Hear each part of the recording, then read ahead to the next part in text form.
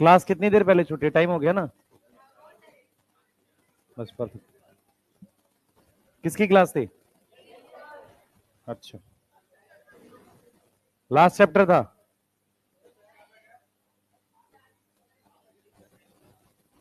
है? आज VT sir की क्लास नहीं थी? आज क्या तारीख है? 24। हाँ, क्या चीज?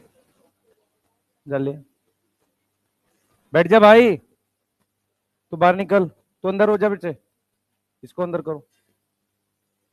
ये क्या हुआ है, तेरे को चोट लगा है? ठीक किया, और मारना था। बाहर आ जा, बाहर की तरफ। पढ़ता नहीं है ना तू? पढ़ाई कर। पढ़ाई नहीं करेगा तो अभी दोस्त मार रहे हैं, फिर घर वाले मारेंगे, जब बड़ा हो जाएगा तो फिर और दुनिया मारेगी, है ना? हाँ बेटा। है? चाय पिएगा कोई? ठीक है, घर जाके पी लेना। है? चाय नहीं मिलता है? खरीद के पी लेना, और क्या है? क्या बोल रहा है? कौन बोल कौन रहा है?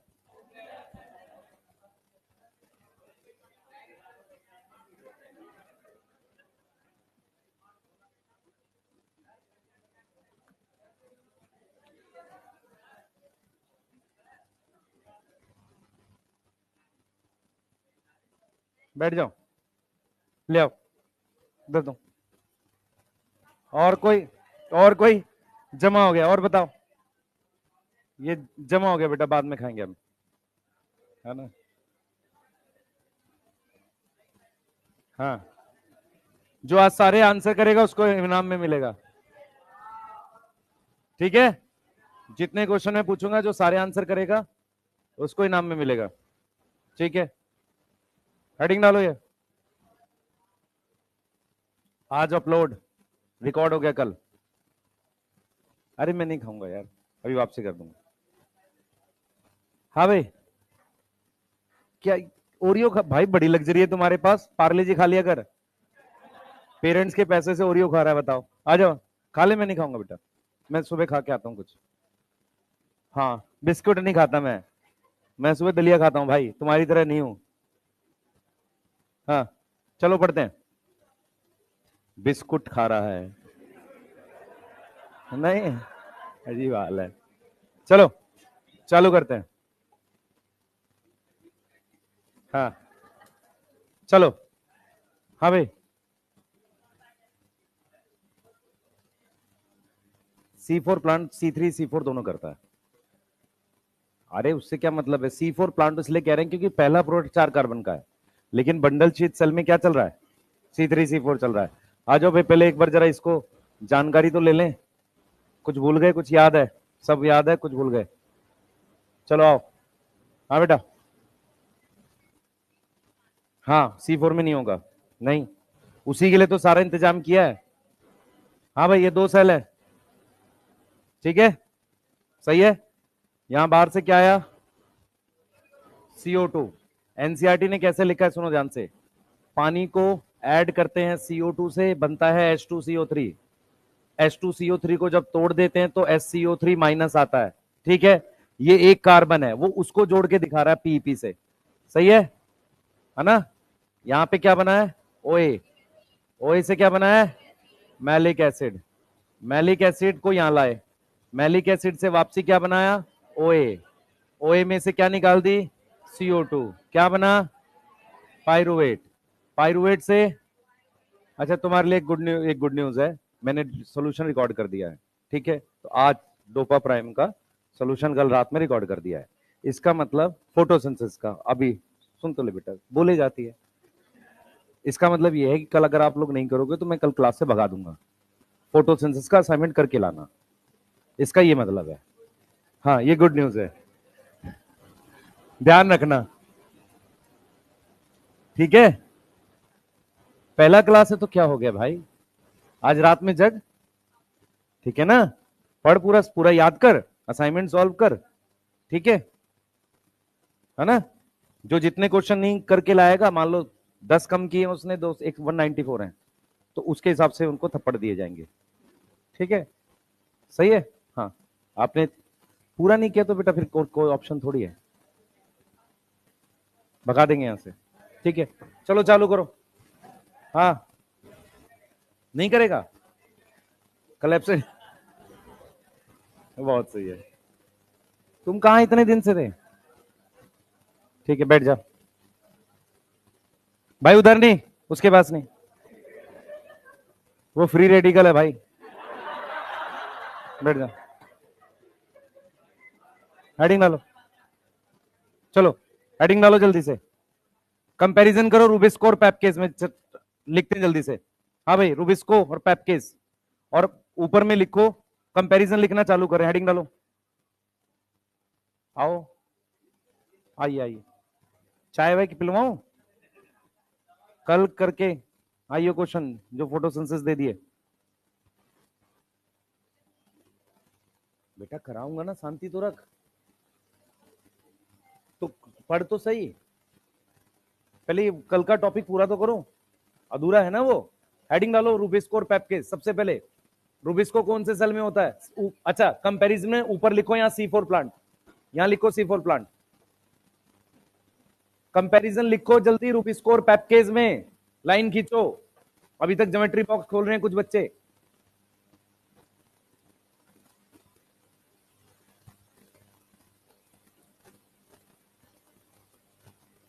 रूबिस्को और पैपकेस में अंतर लिखना है, और कौन से प्लांट का?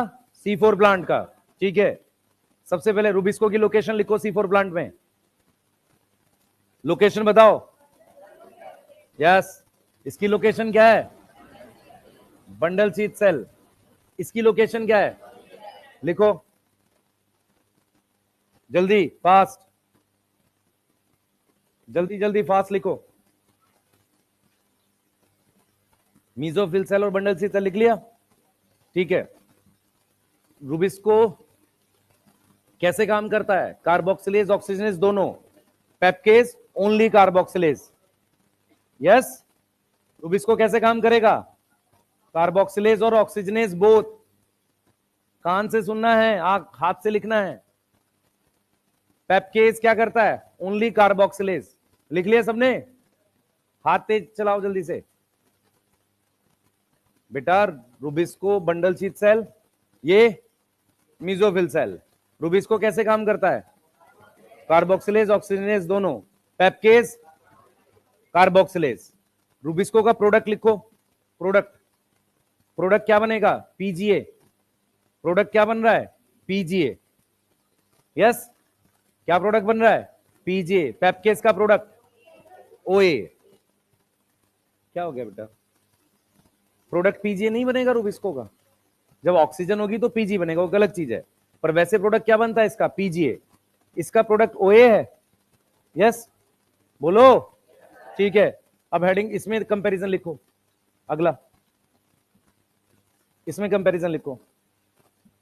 बेटा प्रोडक्ट समझ में आता है नहीं आता? हाँ,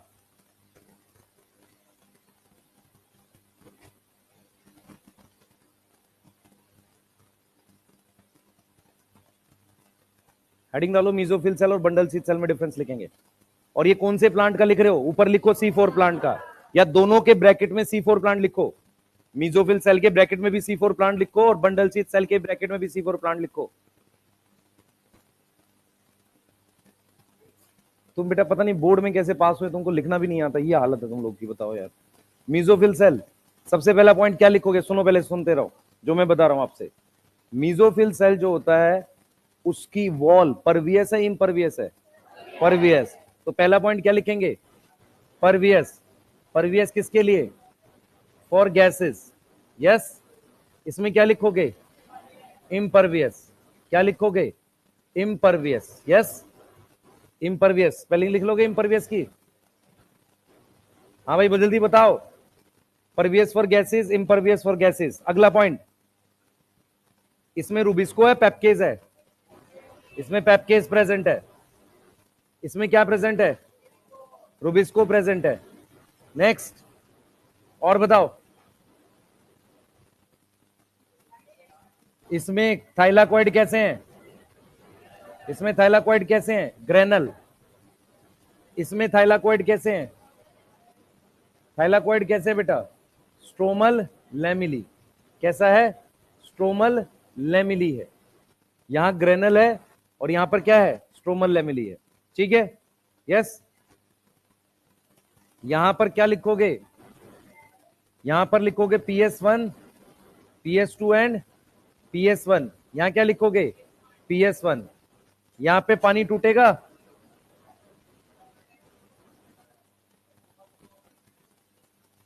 ग्रेनल एंड स्ट्रोमल दोनों लिख लो।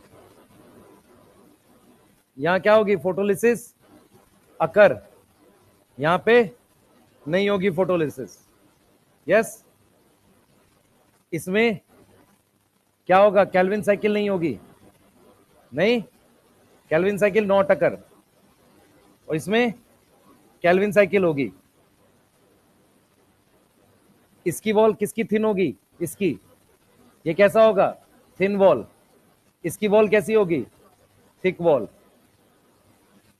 मीजोफिल सेल इंटरसेलुलर स्पेस है, सेल्स के बीच में जगह होनी चाहिए। इंटरसेलुलर स्पेस होगा। क्यों होगा? क्योंकि गैस मूव करेगी। इसमें क्या है? No intercellular space. Intercellular space क्यों नहीं है? जल्दी बताओ। इंटरसेलुलर स्पेस क्यों नहीं है? क्योंकि गैस मूव नहीं करानी। समझ आ रहा है? गैस किस में मूव नहीं करानी? बंडल शीथ सेल में। तो इंटरसेलुलर स्पेस नहीं है। क्लियर है? यस।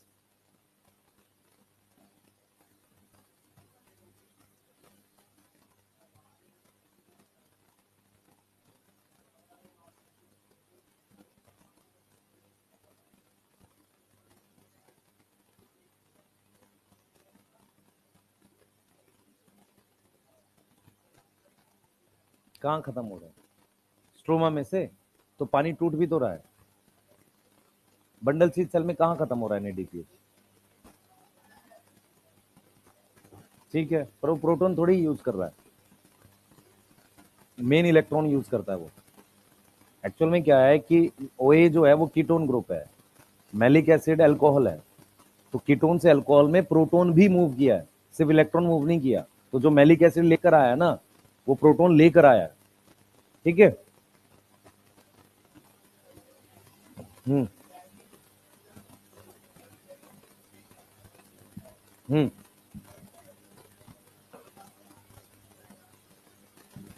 नहीं सुनाई दे रहा, दोबारा बोल। हम्म। ठीक।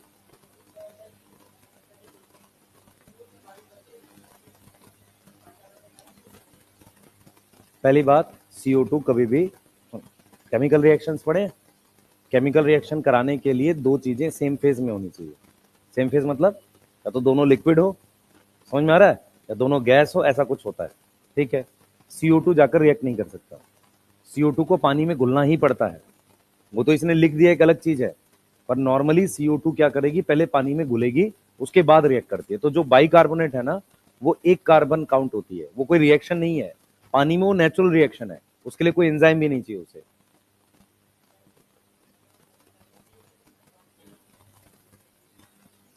प्राइमरी CO2 एक्सेप्टर हमारे पास PEP है। क्यों? क्योंकि वो एक नॉर्मल रिएक्शन है, वो तो होना ही है। ठीक है, चलेंगे आगे। हाँ भाई, लिख लिया?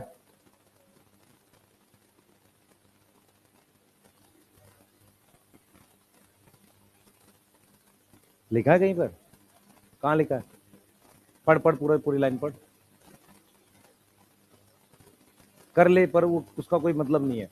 इसने क्या किया है, जैसे CO2 जो होता है ना, वो CO2 पहले पानी से जुड़ता ही है। उसने वहां तो दिखाया C4 में, यहां नहीं दिखाया। ये चीज है बस। बाकी हम लोग ऐसा प्रॉपर तरीके से लिखित में नहीं है NCERT में कहीं। अब ये वाला हो गया। अब एक चीज बतानी है आपको, ये देख लो जरा, ये स्पेडिंग डालो क्रेन्स एनाटॉमी। हेडिंग डालो क्रेन्स एनाटॉमी। डायग्राम बनाना है नहीं, ये खाली दिखाने के लिए। सुन लो ध्यान से, क्रेन्स एनाटॉमी क्या होता है। हमारे पास C4 प्लांट जो है, उनके एग्जाम्पल क्या है? हाँ भाई, तीन है, शुगर केन, मेज और सॉर्गम। इसके अलावा और नहीं करने। किसी की टेस्ट सीरीज में आता भी है तो नहीं मानना उसकी बात को। अरे कोई बात नहीं, लिख लेना बेटा। मैंने कौन सा दिया है? हाँ, तो उसमें क्या पूछा मैंने? C4 पूछा है? अरे रुक जा एक मिनट, पढ़ा कर ध्यान से। इधर देखो, ध्यान सुनेंगे। शुगर केन, मेज, सॉर्गम देख के ऐसा लगता है कि पोएसी फैमिली C4 होगा, इसलिए हमने लिखवाया था यहां पर wheat and rice are C3 plant. समझ में आ रहा है? जब मॉर्फोलॉजी के बाद प्लांट फिजियोलॉजी पढ़ाते हैं तो उसका इफेक्ट रह जाता है। ठीक है, इफेक्ट ये रह जाता है कि जहां हमें मेज दिखता है तो हमें ऐसा लगता है व्हीट भी आएगा। ठीक है, तो इसलिए हम क्लियर बताते हैं कि व्हीट और राइस जो है वो C3 प्लांट है, वो C4 प्लांट नहीं है। अब ठीक है, अरे मेरी बात समझ में आ गई सबको? मैं कह रहा हूं सारी पोएसी फैमिली C4 नहीं होती, C4 के सिलेक्टेड एग्जांपल्स हैं, बस वो याद करना। ठीक है, व्हीट और राइस C3 प्लांट है। अब ठीक है, और कोई बच्चे बात समझ में आई है? डर के क्यों बोल रही हो? सही है, ठीक है। हाँ, आगे सुने ध्यान से सब लोग, कृपया करके इधर ध्यान दें। अब देखो क्या होता है बेटा, हमारे पास क्या होता है, C4 प्लांट की जो लीफ है ना, प्लांट्स की जो लीफ है उसमें एक स्पेशल एनाटॉमी मिलती है, स्पेशल अरेंजमेंट मिलती है, एनाटॉमी मिलती है। उसे हम क्या नाम देते हैं? क्रैन्स एनाटॉमी।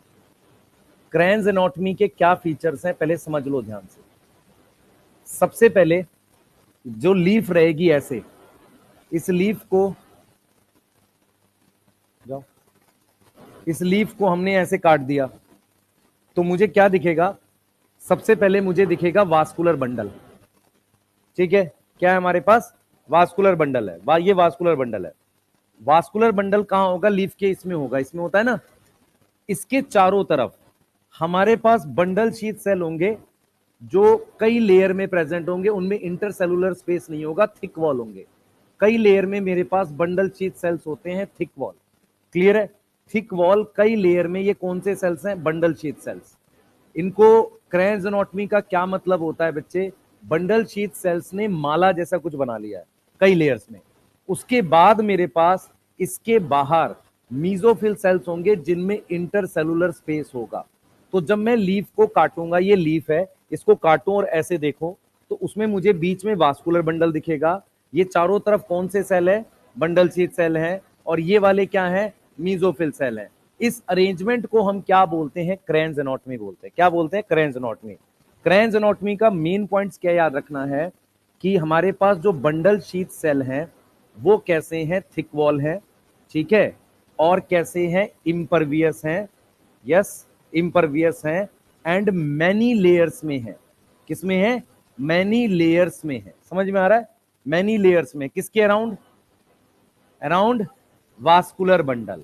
दूसरी चीज आपको ध्यान रखनी है, इसमें मोर नंबर ऑफ क्लोरोप्लास्ट हैं। इनमें क्लोरोप्लास्ट की संख्या ज्यादा होती है। क्लोरोप्लास्ट की संख्या क्या होती है? ज्यादा होती है। किसमें होती है? बंडल शीथ सेल में। ठीक है, तो many layers around vascular bundle in form of wreath. Wreath किसे कहते हैं? माला।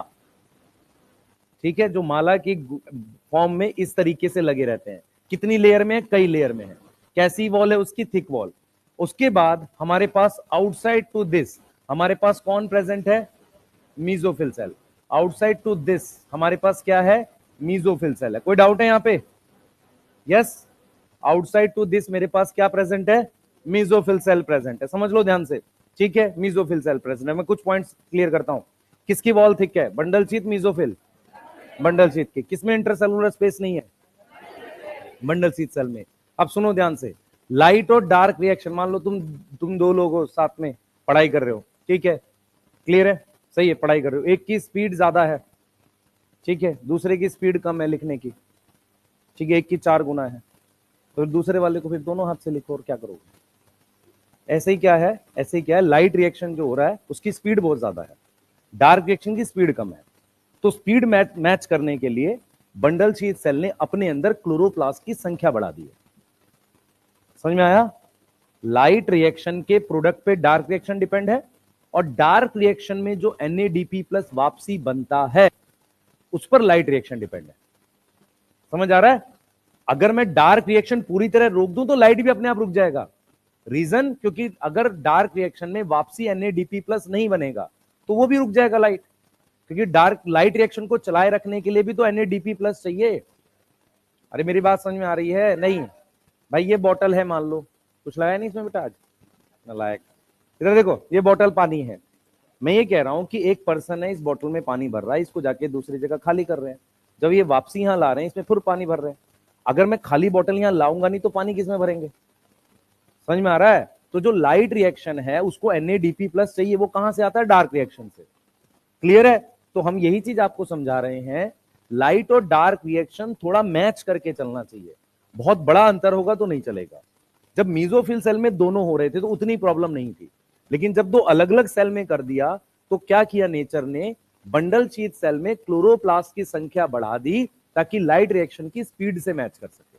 तो किसमें ज्यादा क्लोरोप्लास्ट है? बंडल शीथ सेल में। किसने माला की तरह से बनाया है? बंडल शीथ सेल में। सही है? इस अरेंजमेंट को हम क्या बोलते हैं? Cranes anatomy. क्लियर है? क्या बोलते हैं? Cranes anatomy. क्लियर? क्रेन्स का मेन मतलब क्या? रीत। रीत मतलब माला। ठीक है? माला की फॉर्म में ये प्रेजेंट होता है। नोट करो जल्दी से, चलो। क्रेन साइंटिस्ट का नाम होना चाहिए, मैंने चेक नहीं किया अभी, पर होगा साइंटिस्ट का नाम। ठीक है? हाँ चलो, गंदी गंदी राइटिंग में जल्दी लिख लो सारे। हाँ भाई, लाइट रिएक्शन फास्ट ही होता है यार, जो फास्ट है उसको बढ़ाएगा कि जब दोनों साथ चलाना उसको स्लो को बढ़ाएगा? अगर फास्ट ज्यादा है तो फिर वो स्लो तो बहुत पीछे रह जाएगा, बढ़ाएगा किसको? स्लो वाले को। सेम सेल में हो रहा था बेटा, सेम सेल में होना आइडियल चीज है, अलग अलग जगह होने की प्रॉब्लम्स भी तो हैं। पहली प्रॉब्लम NADPH को कैसे लेके जाएंगे, ATP को कैसे लेके जाएंगे। दूसरी प्रॉब्लम क्या है कि हमारे पास दो अलग अलग क्लोरोप्लास्ट इन्वॉल्व हैं, अब दोनों में स्पीड अलग अलग है, तो क्या करेंगे? जो स्लो है उसमें क्या बढ़ा दो? क्लोरोप्लास्ट की संख्या बढ़ा दो।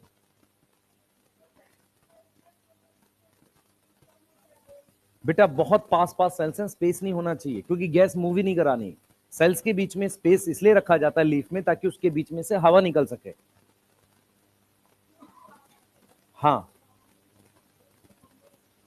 वो तो प्लाज्मोडेस्माटा से लाए हैं ना, OA की फॉर्म में। CO2 किस में आती है? इसमें बंडल शीथ सेल में बाहर से CO2 आएगी? नहीं आएगी। मीजोसेल में फिल, तो मीजोफिल सेल में सेल्स के बीच में स्पेस है, बंडल शीथ में नहीं है।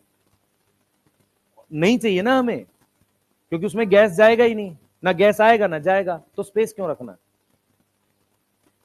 समझ आ रहा है लॉजिकली ये बातें? यस भाई, सारी बता देगा उसको। लिखा हुआ है तूने? एनसीईआरटी पढ़। नहीं क्या डिस्कस कर रहे हैं आज? हॉस्टल में चिकन मिलेगा है? पता नहीं कौन सा हॉस्टल है, हैं? देखो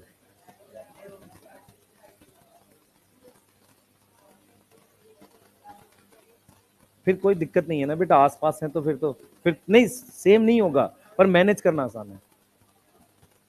तू भी आराम से आ रहा भाई, लिख लो भाई, जल्दी कर लो यार। लिख लिया? एनसीईआरटी कहाँ है तेरी? पढ़ उसे, मांग के पढ़ किसी से, तो पढ़ना उसको।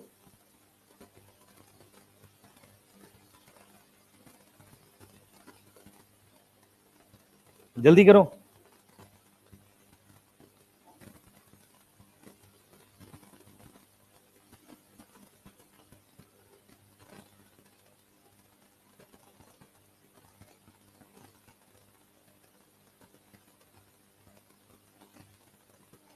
हाँ बेटा,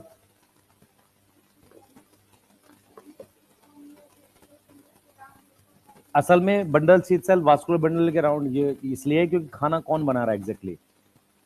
बंडल शीथ सेल। खाना कौन बना रहा है? रुबिस्को किसके पास है? बंडल शीथ सेल के। तो वो खाना बना के उसको दे देगा डायरेक्ट। ठीक है? खाना अल्टीमेटली देना किसको है? उसको वास्कुलर बंडल को, ताकि रूट को भेज सके।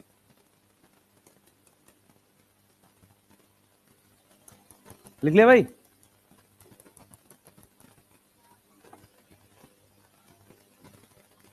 Cranes anatomy. क्रेन्स एनाटॉमी का मतलब है कि वास्कुलर बंडल के चारों तरफ पहले बंडल शीथ सेल, फिर mesophyll cell. Bundle sheath cell कई लेयर में होंगे, सही, और मीजोफिल सेल सिंगल लेयर में होंगे। दोनों एक ही साथ नहीं था, सेल अलग अलग है, बस प्लाज्मोडेस्माटा से जुड़ा हुआ है ना। अगर मतलब उसमें आपस में कनेक्शन कौन सा है, प्लाज्मोडेस्माटा। लिख लिया भाई, लिख लिया एनसीईआरटी पढ़ो। हाँ नहीं कोई बात नहीं। प्रशांत कहाँ है भाई एनसीईआरटी है, भेज दो उसे अगले साल।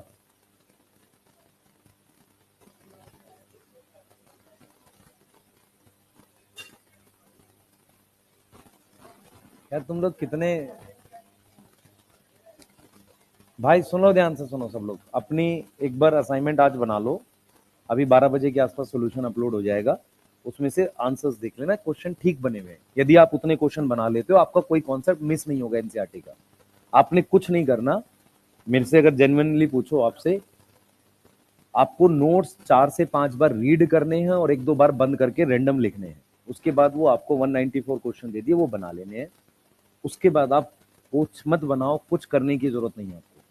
आप उतना भी कर पा रहे हो तो बहुत है, मत पढ़ो एनसीईआरटी तो भी चलेगा, क्योंकि उसमें सारी लाइन कवर है, पर कम से कम आप कुछ करो तो सही, है ना। बिल्कुल छोड़ के भाई एनसीईआरटी ही सारा करा रहे हैं और क्या करा रहे हैं, तो हाँ बच्चे। ग्रेटर प्रोडक्टिविटी मतलब फोटोसिंथेसिस ज्यादा होती है C4 में। क्यों ज्यादा होती है, क्योंकि क्या नहीं होती, फोटो रेस्पिरेशन नहीं होती। हाँ बेटा,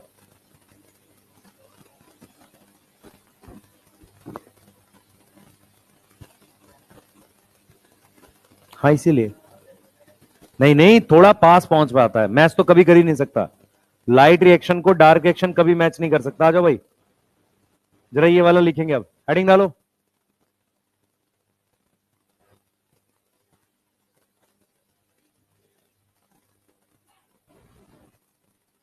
हाँ भाई हेडिंग डालो, C3 प्लांट C4 प्लांट जल्दी, C3 प्लांट C4 प्लांट जल्दी जल्दी लिखो जो काम की चीजें हैं।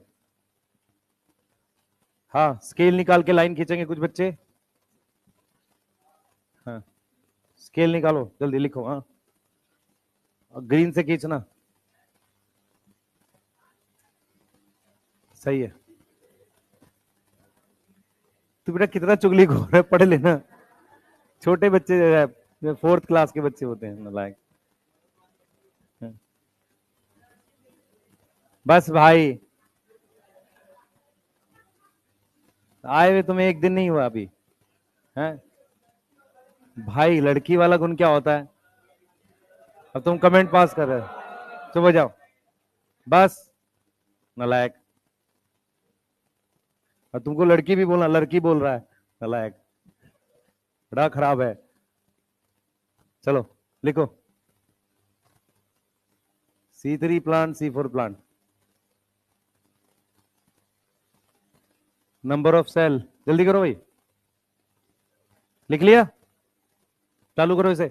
हाँ कितने सेल होते हैं C3 प्लांट में, एक, क्या नाम है, मीजोफिल सेल। इसमें कितने हैं, दो, mesophyll cell, bundle sheath cell, primary CO2 receptor.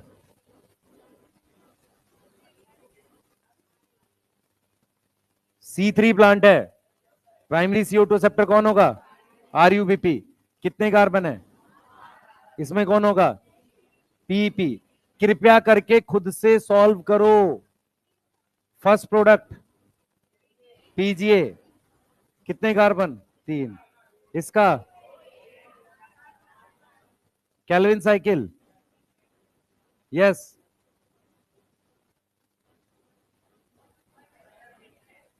No क्यों बोल रहे बेटा, रुबिस्को की लोकेशन, दोनों में स्ट्रोमा।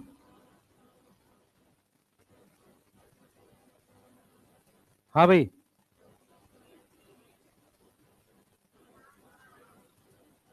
खुद से करो, याद होगा कुछ।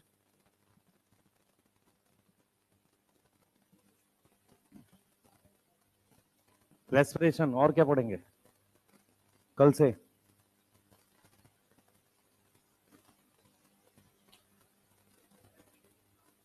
सैटरडे भी होगी। हाँ,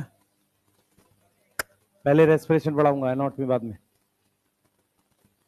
प्लांट फिजियो खत्म करने दे पहले। चिंता ना कर, मेरा सिलेबस डिले नहीं होगा। नहीं नहीं, मैं पढ़ाऊंगा भाई, एक्स्ट्रा पढ़ा लेके टाइम। मुझे पता कैसे कराना भाई। है, मैच खेलने जाऊंगा? नहीं, नलायक नलायक, खेलना तो आता नहीं किसी को। हमसे तो इसलिए नहीं खेला जाता, बहुत दिन हो गए, आता इन्हें भी नहीं है, पता नहीं कैसे है। नहीं, मैं नहीं बनना कैप्टन भाई, क्यों बनना कैप्टन? बीएन सर के चक्कर में सब लोग परेशान रहते हैं वहां, वो जबरदस्ती ले जाते हैं सबको खिलवाने। हैं? हैं? हाँ, कोई बात नहीं, सब सब समय की बात है भाई, है ना, पढ़ लेते हैं।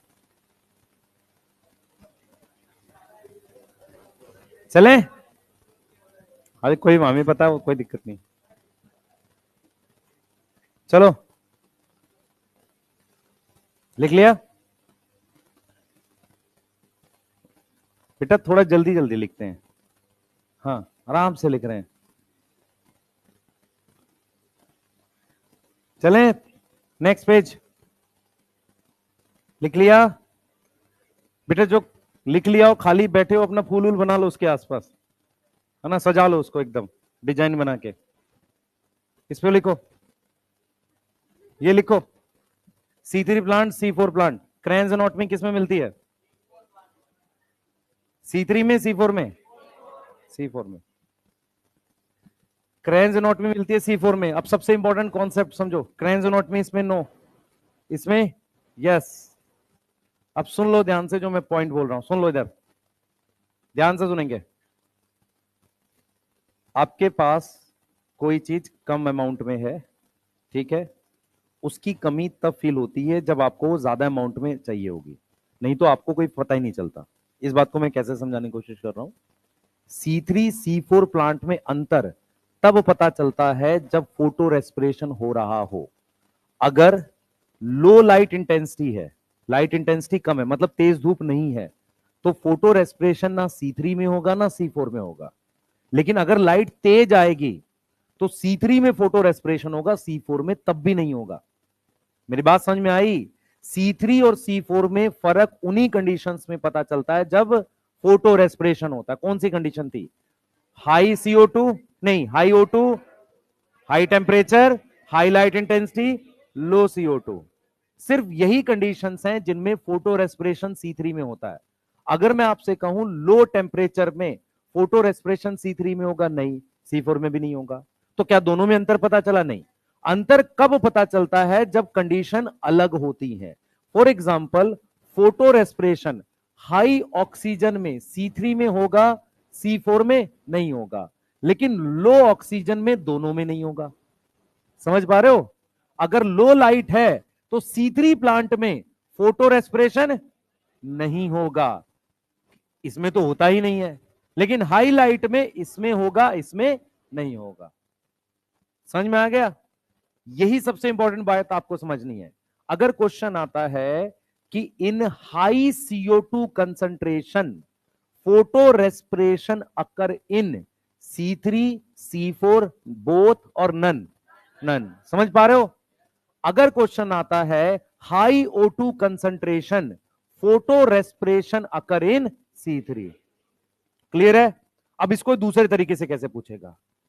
वो पूछेगा productivity of plant decrease in high O2, high O2 in C3 C4 और बोथ C3। प्रोडक्टिविटी डिक्रीज का मतलब फोटो रेस्पिरेशन इंक्रीज। समझ आ रहा है? क्लियर है?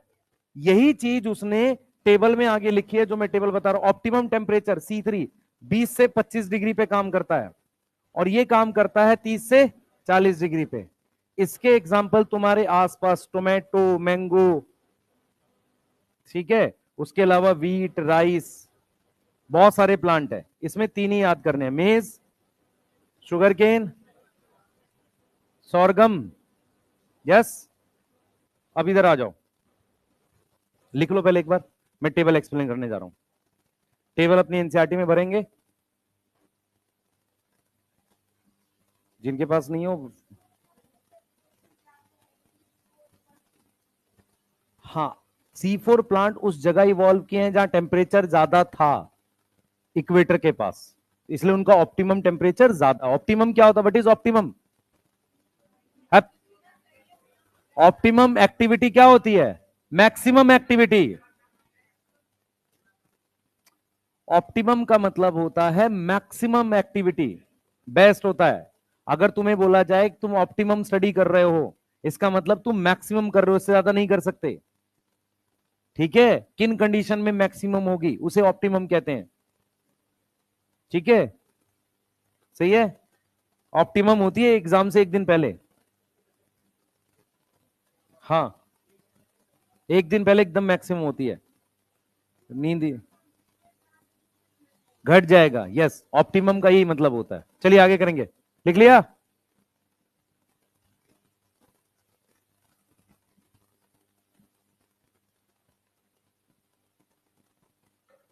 जल्दी करो, लिख लिया बेटा? एक बार एनसीईआरटी खोल लेंगे सारे बच्चे जिनके पास है, बाकी तो घर पे जाके पढ़ो उसे।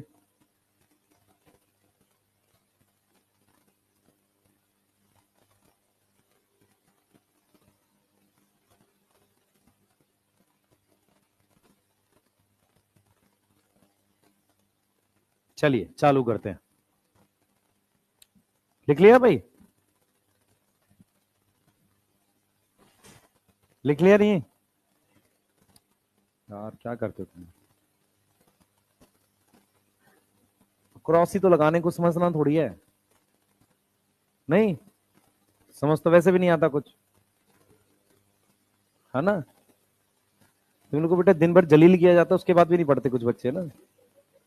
हाँ, रिकॉर्ड करके रख लिया करो, जो जलालत है ना उसको रात में सुना करो एक बार, सर ऐसे, है ना? हाँ, नींद नहीं आएगी बेटा, नींद चली जाएगी, वो इसीलिए किया जाता है। हाँ, एक रात में पता नहीं मुझे कौन किस बैच का था पता नहीं, 11:30 बजे मैसेज कर रहा है क्वेश्चन, उसके बाद क्वेश्चन मार्क भेज रहा है, सर बताया नहीं आपने। सुबह ना तुझे ब्लॉक करूंगा, चिंता ना कर, तुझे ही ब्लॉक करूंगा पहले, है ना? कुछ समझदार बच्चे हैं और उसके बाद मैसेज लिखते हैं, सर आपने बता नहीं, और कोई काम नहीं है भाई। इधर देखो, C3 प्लांट बताओ।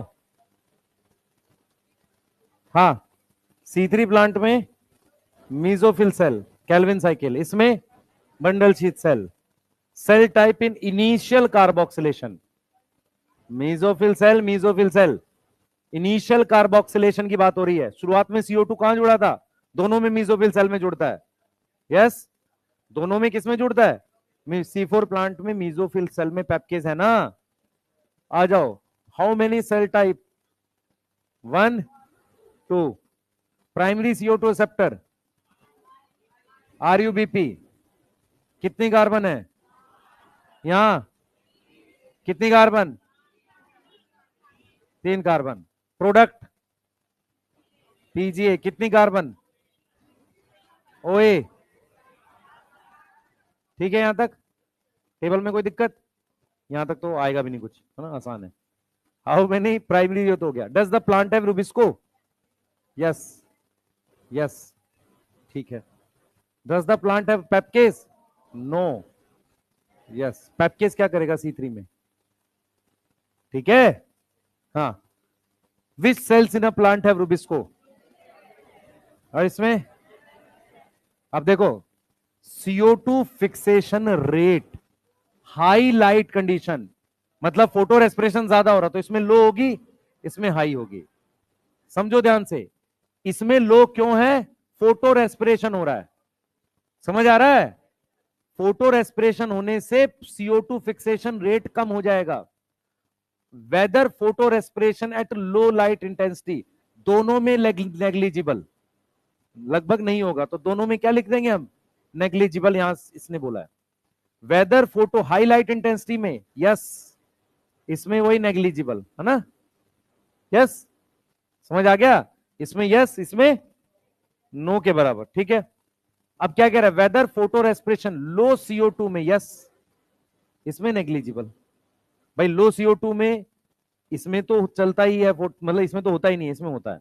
Weather photo respiration high CO2, दोनों में नेग्लिजिबल, नो लिख लो, नेग्लिजिबल लिख लो, सही है। ऑप्टिमम आपको बता ही दिया, 20 से 25, 30 से 40। क्रैंस एनाटॉमी इसमें दिखेगा, इसमें नहीं दिखेगा, इसमें दिखेगा। किसकी बात कर रहे हैं, क्रैंस की, ठीक है। बाकी आप देख लो, माइक्रोस्कोप में क्रैंस एनाटॉमी देखनी है तो किस में दिखेगा,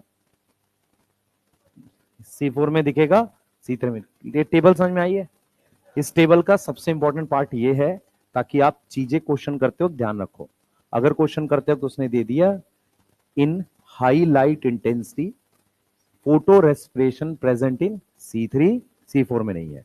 इसका अपोजिट बोलेगा CO2 फिक्सेशन रेट या प्रोडक्टिविटी इज हाई, सही है, इज हाई इन C3 और C4। अगर हाई लाइट इंटेंसिटी बोलते तो C4 में। हाई लाइट इंटेंसिटी में ध्यान सुनेंगे, या हाई टेम्परेचर कर लेते हैं, हाई टेम्परेचर पर CO2 fixation rate in C3 plant low या हाई, लो आएगा, क्योंकि फोटो रेस्पिरेशन हो रहा होगा। बस ये ध्यान रखना, ये वाला पार्ट है जहां क्वेश्चन थोड़ा बहुत घूमेगा, बाकी तो आसान है, ठीक है, क्लियर है बच्चे। हाई लाइट इंटेंसिटी में फोटो रेस्पिरेशन C3 में होगा, C4 में होगा, बोलो। फोटो रेस्पिरेशन C3 में होगा, तो CO2 फिक्सेशन रेट हाई हुई, लो हुई, लो हो गई। तो हाई लाइट इंटेंसिटी में CO2 fixation rate in C3 plant high और लो, लो, ठीक है, क्लियर। चलिए लिखना है इसको, तुमने अपनी एनसीईआरटी में खुद भर लो यार, अब तो क्या हो गया। ये लिखना चाह रहे हो, ये यहां पे जो लिखवाया है वो इसीलिए लिखवाया है, ये टेबल इसलिए बनवाई है क्योंकि तुम फिर क्या करोगे, एनसीईआरटी खोलते भी नहीं हो। इसको सिर्फ समझा दिया आपको, ये आ गया, समझ नहीं आया, हेडिंग डालो, फैक्टर्स अफेक्टिंग फोटोसिंथेसिस, जल्दी।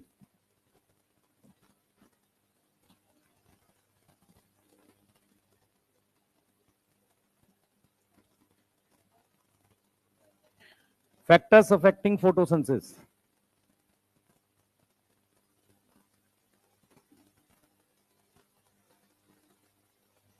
भाई भर लिया एनसीईआरटी में सबने, नहीं तुम्हारे स्कूल में भी पढ़ाया होगा इसको, टेबल को कभी। हाँ, कुछ उल्टा सीधा कराते हैं वहां पर, कई बार मैंने देखा है।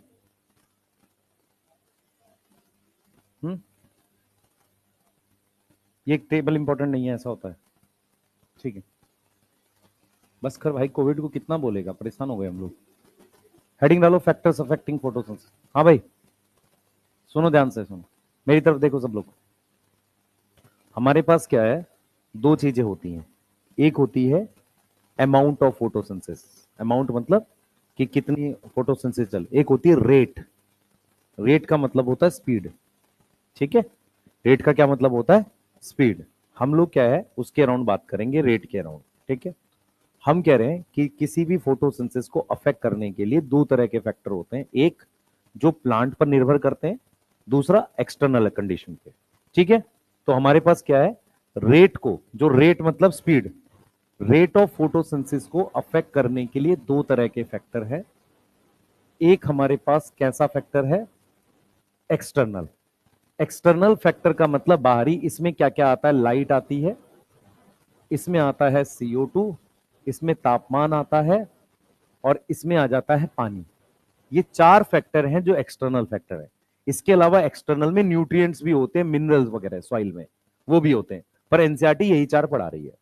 इंटरनल फैक्टर जो होते हैं उनको प्लांट फैक्टर भी कहते हैं, also known as plant factor, known as plant factor. अब ध्यान से सुनना जो मैं बोलूंगा। प्लांट फैक्टर जो होते हैं वो इस बात पर निर्भर करते हैं, ध्यान सुनेंगे, प्लांट फैक्टर दो चीजों पर निर्भर कर रहे होते हैं। एक तो आसपास क्या क्या कंडीशंस हैं वो तो ठीक है, उसके अलावा जीन्स पर। फॉर एग्जांपल, घास की लीफ को अगर एक्सटर्नल फैक्टर बहुत अच्छे मिले तो वो केले जितनी लीफ बड़ी नहीं हो जाएगी। उसकी जीन ने डिसाइड कर रखा है कि ये मेरा साइज है, इससे थोड़ा बहुत और वेरी हो सकता है। तो इसका मतलब, जैसे इंटरनल फैक्टर क्या क्या है, सबसे पहले लीफ का साइज, लीफ का सरफेस एरिया, लीफ देखो इधर मेरी तरफ देखो, ये लीफ है। सबसे पहले इस लीफ का size, number, surface area, orientation. Orientation मतलब लीफ ऐसे है लाइट के सामने, इसे क्या बोलते हैं, ओरिएंटेशन। उसके बाद लीफ की एज, कुछ लीफ 3 महीने में गिर जाती है, कुछ लीफ साल भर में गिरती है, कुछ लीफ साल भर में नहीं गिरती, उसको क्या बोलेंगे, एज। या इसको ऐसे भी बोल सकते हैं कि एक लीफ अभी नई है और एक पुरानी है, तो पुरानी वाली में कम फोटोसिंथेसिस होगी, समझ आ रहा है, उसको एज बोल दिया। तो प्लांट फैक्टर में क्या क्या आएगा, लीफ का सरफेस एरिया, लीफ का नंबर, लीफ का साइज, लीफ का क्या एज, लीफ में कितने मतलब लीफ में कितने मीजोफिल सेल है, समझ में आ रहा है, और हर मीजोफिल सेल में कितने क्लोरोप्लास्ट है, कितना क्लोरोफिल है। और एक और चीज होती है कि लीफ के अंदर CO2 कितनी मात्रा में है, अगर CO2 अच्छी खासी है तो जल्दी फिक्स होगा, समझ में आ रहा है। इन सबको हम क्या बोलते हैं, plant factor. Plant factor depend करते हैं जीन्स पे, तो डिपेंड ऑन, एनसीईआरटी लिखती है जेनेटिक, जेनेटिक मतलब हो गया जीन्स, प्री डिस्पोजिशन मतलब पहले से डिसाइड है कि लगभग इस साइज का, इस शेप का मतलब प्लांट बनेगा, प्री मतलब पहले से, डिस्पोजिशन मतलब डिसाइडेड, तो genetic pre disposition of plant. मेरी बात समझ में आ रही है। तो इंटरनल फैक्टर किस पे निर्भर करते हैं, जीन्स पे निर्भर करते हैं, किस पे निर्भर करते हैं, जीन्स पर। और किस पर निर्भर करते हैं, एंड हैबिटाट, आसपास किस तरह की कंडीशन है। मान लो मैं घास की लीफ को कहता हूं कि इतनी बड़ी बन सकती है मैक्सिमम, पर पानी नहीं दूंगा तो नहीं बनेगी, समझ आ रहा है। तो उसका एक मैक्सिमम साइज है, थोड़ा बहुत वेरिएशन हो सकती है, पर ऐसा नहीं है कि उसकी शेप अचानक से पीपल की लीफ जैसी हो जाएगी, क्लियर है। तो शेप, साइज, एज, ये सब किस पे डिपेंड करता है, जीन्स पे। अब हमारे पास जो इंटरनल फैक्टर के एग्जाम्पल है, एग्जाम्पल क्या है इंटरनल फैक्टर के, मैं लिख देता हूं यहां पर, अभी मैंने बोला भी है। सबसे पहले क्या है बेटा, एक है साइज ऑफ लीफ, इसको हम सरफेस एरिया भी कह सकते हैं, यस। साइज का मतलब क्या होता है, मेनली सरफेस एरिया। फिर क्या लिख सकता हूं मैं, number of leaf, age of leaf, yes, पुरानी लीफ है ना, कम फोटोसिंथेसिस करेगी। और क्या लिख सकते हैं, ओरिएंटेशन, यस, कितने मीजोफिल सेल हैं, क्या लिखेंगे, number of mesophyll cell, yes, ठीक है। फिर हम लिख सकते हैं number of chloroplast, clear, number of chloroplast. उसके बाद क्या लिख सकते हैं, अमाउंट ऑफ क्लोरोफिल, हर क्लोरोप्लास्ट में कितना क्लोरोफिल है। और एक बहुत इंपॉर्टेंट है जो अलग से आपको पता चलना चाहिए, वो है इंटरनल CO2। इंटरनल CO2 मतलब CO2 इनसाइड लीफ, यस, कितनी CO2 है। ये सारे फैक्टर्स को हम कौन सा फैक्टर कहते हैं, इंटरनल। इसे एक और नाम देते हैं प्लांट फैक्टर। ये किस पे डिपेंड करता है, जीन्स पे और कुछ कंडीशंस पे जो बाहर चल रही हैं, क्लियर है, बोलो, ये समझ में आ रहा है, ठीक है। नोट करिए, एक्सटर्नल फैक्टर बताएंगे, शेप हो सकता है, लिख लीजिए, age of leaf, number of leaf and shape लिख दो यहीं पे। शेप पे भी करेगा बेटा, बहुत पतली शेप है ना, तो उस पर सरफेस एरिया कम ज्यादा में फर्क होगा, ठीक है। चलिए नोट करिए जल्दी से।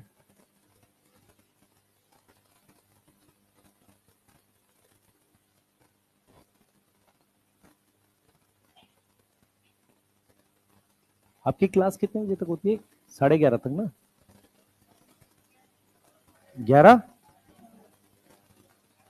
11:15 तक होती है, हम उसे 11:30 तक पढ़ाते हैं, यही है ना, हाँ ठीक है।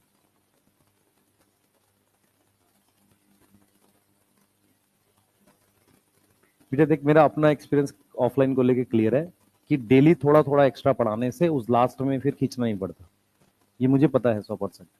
और तुम्हारा तो फिर भी मेरे को ऑनलाइन पढ़ाने से मैं स्लो हो गया हूँ पढ़ाने ऑफलाइन में, नहीं तो मैं वीक में सिर्फ 2 दिन पढ़ाता था। मेरे पास बैच थे जहाँ पे मैं एक जगह से ट्रेवल करता था, वो मेरे घर से 50 किलोमीटर था, वो कोचिंग हमने ही डेवलप करी थी एक तरीके से। वहाँ हर साल हम लोग टॉपर निकालते थे, गाजियाबाद जगह है, दिल्ली से दूर है वो, ठीक है। तो वहाँ पे क्या होता था, मैं सिर्फ 2 दिन पढ़ाता था, 1 घंटे 45 मिनट की एक क्लास, सैटरडे संडे 2 दिन जाता था। मैं 30 चैप्टर पढ़ाता था, 38 में से 30 में पढ़ाता था, ठीक है, 2 दिन में। और सिलेबस उनका हम लोग 28 फेब को फिनिश करते थे। ठीक है, मैं कौन से चैप्टर नहीं पढ़ाता था? ह्यूमन फिजियो, एनिमल किंगडम, ये दो छोड़ के बाकी सारे मैं पढ़ाता था उनको। हाँ, बायोटेक भी उस वक्त मैं ही पढ़ाता था। तो जेनेटिक्स तो है ही ना वो तो। ठीक है, तो human health and disease, human physio और एनिमल किंगडम। हाँ, तो इसको छोड़ के 28 बच गए, तो पूरे चैप्टर पढ़ाता था, 2 दिन में सिलेबस भी हो जाता था। ठीक है, और वहां से मतलब तो मैं वही बोल रहा हूं आपको, उसमें 1 घंटे 45 मिनट, 1 घंटे 50 मिनट, कभी एक्स्ट्रा किसी दिन पढ़ा दिया, बीच में छुट्टी हो जाती थी जैसे, है ना, वैसे करा दिया। उसमें सिलेबस भी कराते थे। तो आप क्या हो गए, ऑनलाइन की वजह से आप भी बहुत स्लो हैं इस वक्त। जेन्युइन बता रहा हूँ, आपकी अंडरस्टैंडिंग में गड़बड़ है।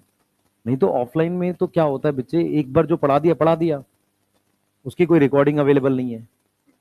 मेरे को आज भी याद है, एक बच्ची है इस वक्त मेडिकल एमबीबीएस हो गया उसका, उसका ट्रांसक्रिप्शन छूटा था जेनेटिक्स में, पूरे साल भर नहीं हुआ, वो होगा ही नहीं। कैसे हो जाएगा? मान लो मेरे पास बैठोगे अलग से, तो मैं 5 मिनट में कॉपी में ऐसे ऐसे कर दूंगा, खुश होकर घर चले जाओगे। उससे समझ थोड़ी आना है। उसने ट्रांसक्रिप्शन खुद से छोटा कच्चा, क्योंकि 1-2 टॉपिक छूटे हैं तो इतने दिक्कत नहीं होता, अगर सारे टॉपिकों में गड़बड़ है तो दिक्कत होती है।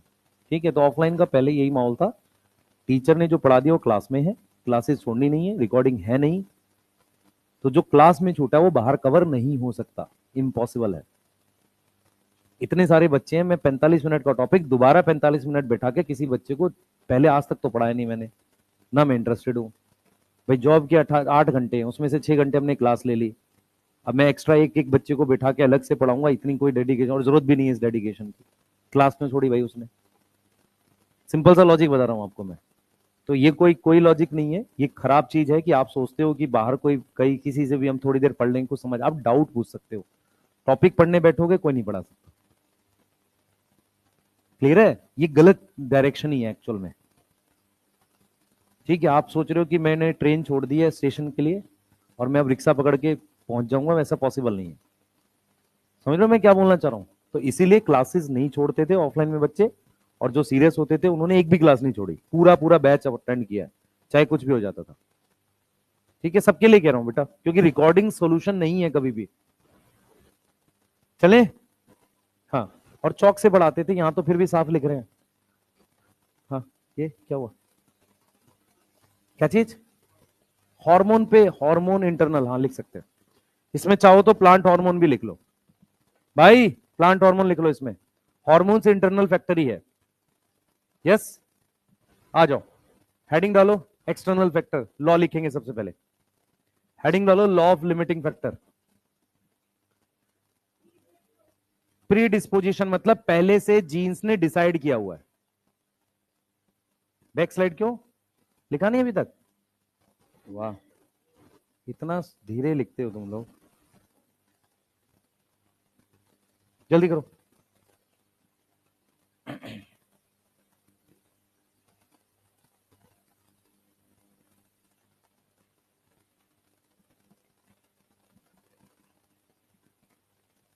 और मैं लाइन से 3 ड्रॉपर पढ़ाता था उस जगह पे, सुबह 8 बजे से लेके 2 बजे तक के बीच में 3 ड्रॉपर, फिर मैं दो, एक 11th एक 12th। 11 12th को तो वैसे भी कुछ नहीं आता है उनको, तो उसका ड्रॉपर का 70% पढ़ा दो, खुश है वो। पूरा पढ़ा दोगे तो दिक्कत है। हाँ, 11th का बच्चे को कुछ आता भी तो नहीं है ना, और उसको थोड़ा ही पढ़ाना होता है, ज्यादा पढ़ा दोगे तो परेशान हो जाएगा, क्योंकि उसके बाद दूसरी दिक्कत ज्यादा है, वो यहाँ से जाएगा तो सामने फाइल बनाता है, कॉपी के नोट्स कॉपी करके ले जाने, कल टीचर देखेगा, है ना, केमिस्ट्री के क्वेश्चन सॉल्व करे, उसको आता ही नहीं है, कहीं से देखकर आंसर चेक करके लिख के ले जा रहा है, कल कॉपी चेक होगी, उसको टेंशन ही नहीं है कि सामने नोट्स रिवाइज करने।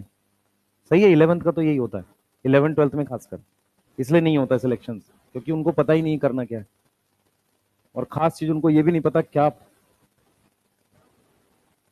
पढ़ना है। ठीक है, चलो लॉ ऑफ लिमिटिंग फैक्टर की बात करते हैं।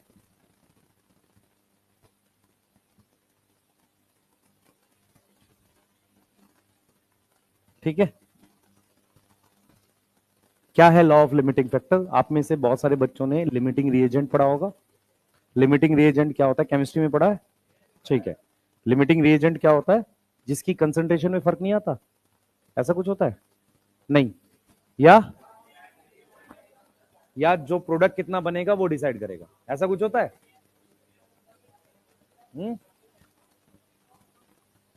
वही मतलब हुआ ना। ध्यान से सुनना, लॉ को समझ लो, 1 मिनट में आ जाएगा। सुन लो ध्यान से, ये लॉ क्या क्या क्या कहता है, सुने भाई, सुन लो ध्यान से। हमने क्या किया, 4 लोग हैं एक ग्रुप में, रेस हो रही है, ठीक है। एक पॉइंट से चारों ने स्टार्ट किया और चारों सेम ग्रुप में, ठीक है। अब क्या है, हम ये मानेंगे कि फिनिश पॉइंट पर जब चारों पहुंच जाएंगे तो रेस को फिनिश मानेंगे। उनके ग्रुप की रेस कब फिनिश होगी, जब चारों फिनिश पॉइंट पे पहुंच जाएंगे। तो रेस का टाइम कौन डिसाइड करेगा, जो उनमें सबसे स्लो होगा। समझ आ रहा है? 4 दोस्त हैं, चारों एक ग्रुप में हैं, एक रेस में दौड़ रहे हैं, और हम ये मान रहे हैं कि रेस तब कंप्लीट होगी जब चारों उस लाइन के पार आ जाएंगे। तो रेस का टाइम वो डिसाइड कर रहा है जो सबसे स्लो है। दूसरा एग्जांपल, आपने सोचा कि घर पे हलवा बनाना है, ठीक है। सुन लो, उसमें 4-5 चीजें डालनी है। अब आप उसका अमाउंट मैक्सिमम बना सकते हो, पर अमाउंट इस बात पे निर्भर करेगा कि कौन सी चीज सबसे कम है। मेरी बात समझ में आ रही है? उसके हिसाब से आप बनाओगे। मान लो आपके पास ड्राई फ्रूट्स कम है तो उसके हिसाब से बनाओगे। मान लो वो ज्यादा है तो सूजी कम है, ठीक है, उसके हिसाब से। तो जो चीज कम है उसके हिसाब से फाइनल प्रोडक्ट डिसाइड होता है। अब क्या कह रहा है, इसको यहां कैसे लगाएंगे। मान लो हमारे पास 4 फैक्टर हैं जो फोटोसिंथेसिस को डिसाइड करते हैं। एक तापमान है, ठीक है, एक CO2 कंसंट्रेशन है, एक लाइट है, पानी है। एनसीईआरटी कहती है कि फोटोसिंथेसिस की स्पीड वो फैक्टर डिसाइड कर रहा होगा गिवन टाइम पर जो उन चारों में सबसे कम है। सबसे पहले तो ये समझो कि हमारे पास किसी भी प्रोसेस को अगर एक से ज्यादा फैक्टर कंट्रोल करते हैं तो उस प्रोसेस का स्पीड किसी एक फैक्टर पर डायरेक्टली प्रोपोर्शनल होता है, बाकी फैक्टर पे डिपेंड नहीं करता। मतलब क्या हुआ, इसको एक एग्जांपल से समझेंगे। मान लेते हैं समर, समर मतलब गर्मियों का टाइम है। गर्मियों के टाइम में सुबह 4 बजे लाइट बिल्कुल नहीं है, ठीक है। टेम्परेचर गर्मियों में 28-30 डिग्री, रात में भी था। पानी है, अभी बारिश हुई है, थोड़ा पानी है। अब क्या होगा, जब सुबह 5 बजेगी 6 बजेगी लाइट आएगी तो रेट ऑफ फोटोसिंथेसिस लाइट पर डिपेंड है। समझ आ रहा है? वो जैसे जैसे लाइट बढ़ेगी रेट ऑफ फोटोसिंथेसिस बढ़ेगी। अब सुबह के 8 बज गए, काफी धूप आ गई है। अब क्या है, पानी कम पड़ रहा है, तो रेट लाइट से शिफ्ट करके किस पे चला जाएगा, पानी पे। कभी भी ऐसा नहीं होगा कि रेट किसी 2 फैक्टर पर एक साथ डिपेंड करे। मेरी बात सुनो, 2 फैक्टर रेट को अफेक्ट कर सकते हैं, वो एक अलग चीज है, पर रेट किसी गिवन टाइम पर किसी एक चीज के साथ डायरेक्टली प्रोपोर्शनल का ग्राफ बनाएगा, बाकी सबके साथ वो कांस्टेंट का ग्राफ बनाएगा। मतलब क्या हुआ, सुबह 6 बजे रेट लाइट पर डिपेंड था, जब 10 बज गए तो रेट पानी पर डिपेंड आ गया। मेरी बात समझ में आ रही है? अब इस बात का सबूत यह भी है गर्मियों में कि जब बारिश होती है अचानक से बहुत प्लांट उग जाते हैं 2-4 दिन में। इसका मतलब रेट गर्मियों में नॉर्मली पानी पे चल रहा होता है। समझ आ रहा है? अब ठंड की बात कर लेते हैं। ठंड में क्या होता है बेटा, रात है, अभी सुबह 7 बजे थोड़ी धूप आई तो रेट लाइट पर है। 11 बजे के आसपास धूप ठीक हो गई पर टेम्परेचर अभी भी कम है, तो रेट 11 बजे अभी टेम्परेचर पे चल रहा है, क्योंकि मिट्टी में मॉइस्चर है ही। कई बार हमें ऐसा लगता है ठंड में पानी भी दे रहा हूं प्लांट को, पता नहीं क्यों ग्रो क्यों नहीं कर रहा, जबकि गर्मी में देते हैं मस्त एकदम, है ना, कल तक पेड़ बन जाता है। ठीक है, मेरी बात समझ पा रहे हो मैं क्या बोलना चाह रहा हूं? तो किसी गिवन टाइम पर रेट सिर्फ किस पे डिपेंड करेगा, एक फैक्टर पे। अब ये फैक्टर कौन होगा, जो सबसे कम। पॉइंट ये है कि चारों फैक्टर की यूनिट अलग अलग है, इनको आपस में कंपेयर नहीं कर सकते।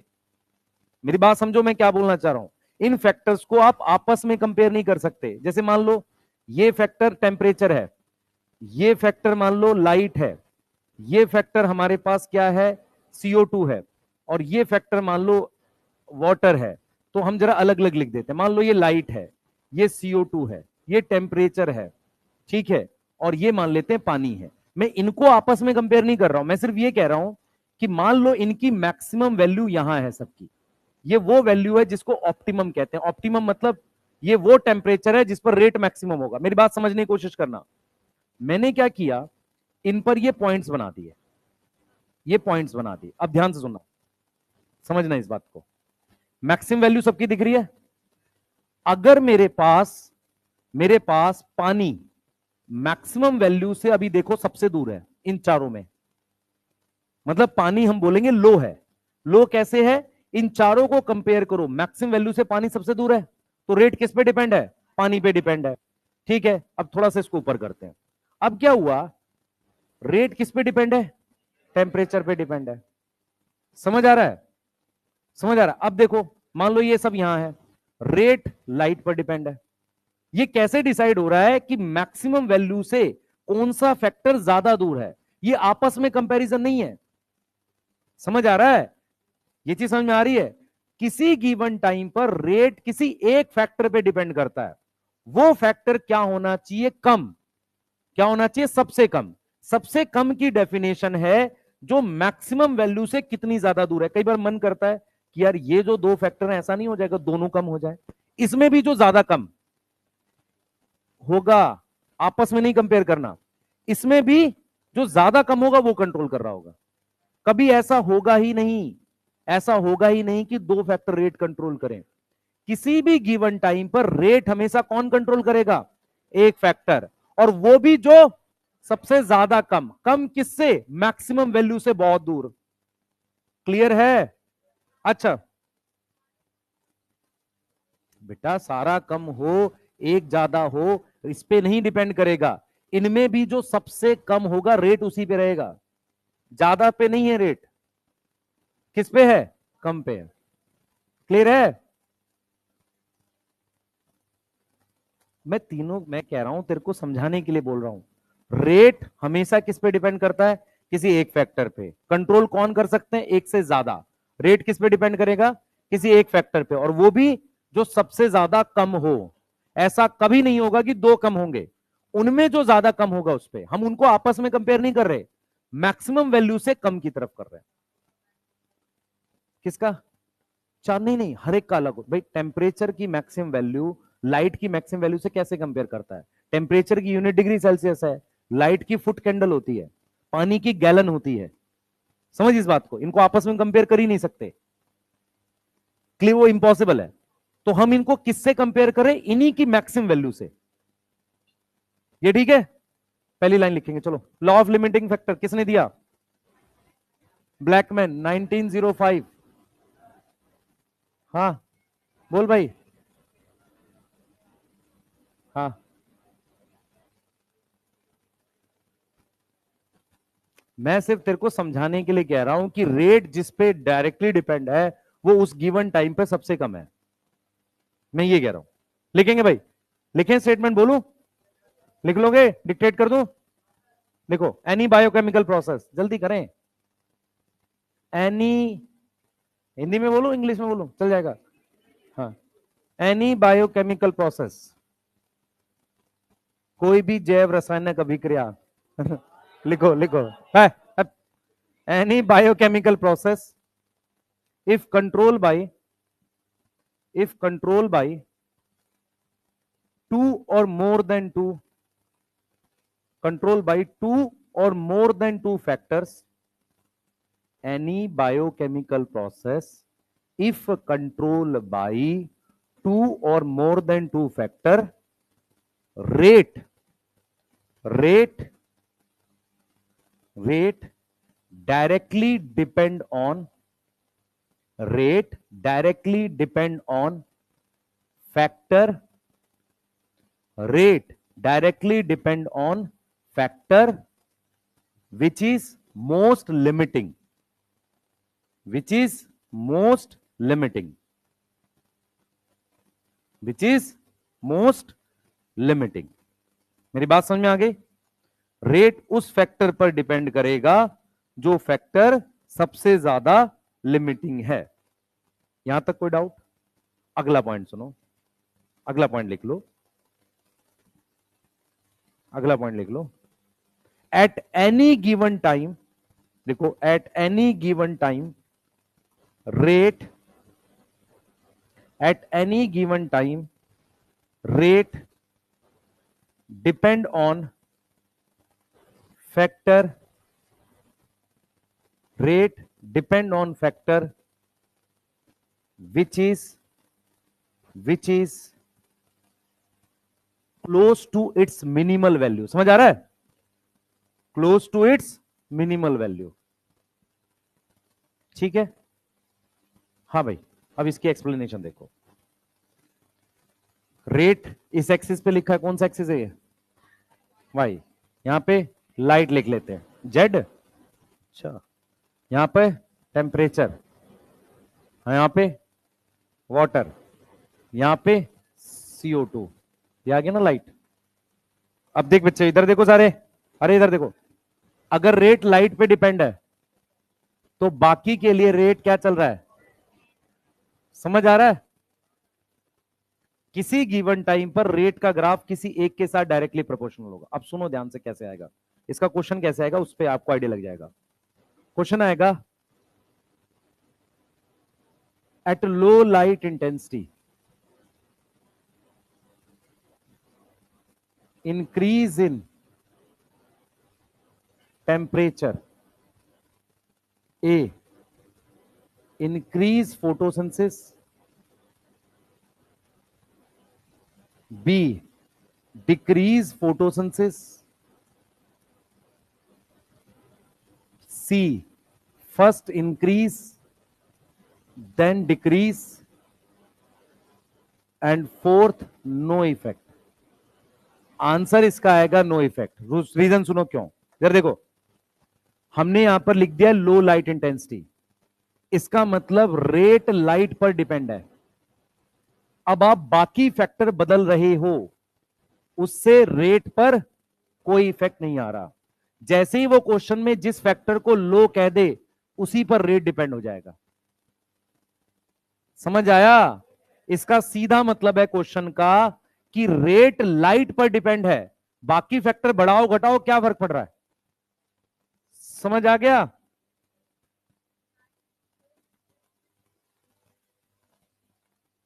क्वेश्चन बेटा सुन, तेरे को कोई वैल्यूज नहीं दे रखी होंगी, सिर्फ वो दो ही बात करेगा, eight low light intensity rate temperature. अब मैं टेम्परेचर की जगह कुछ और लिख ले, CO2 लिख ले, तब भी यही आंसर आएगा, क्योंकि जब उसने लो बोल दिया तो रेट वो ऑटोमेटिकली किस पे बता रहा है, लाइट पे बता रहा है। समझ आ रहा है। अब देखो वो दूसरा क्वेश्चन ऐसे देगा, at high light intensity, high light intensity rate not depend on. अब समझ में आया, ऐसे आएगा। अगर हाई बोल रहा है तो वो खुद बता रहा है कि लाइट इतनी है कि रेट कभी भी लाइट पे डिपेंड नहीं करेगा। समझ आ रहा है। हाँ बेटा, हाँ, रेट ऑफ फोटोसिंथेसिस है।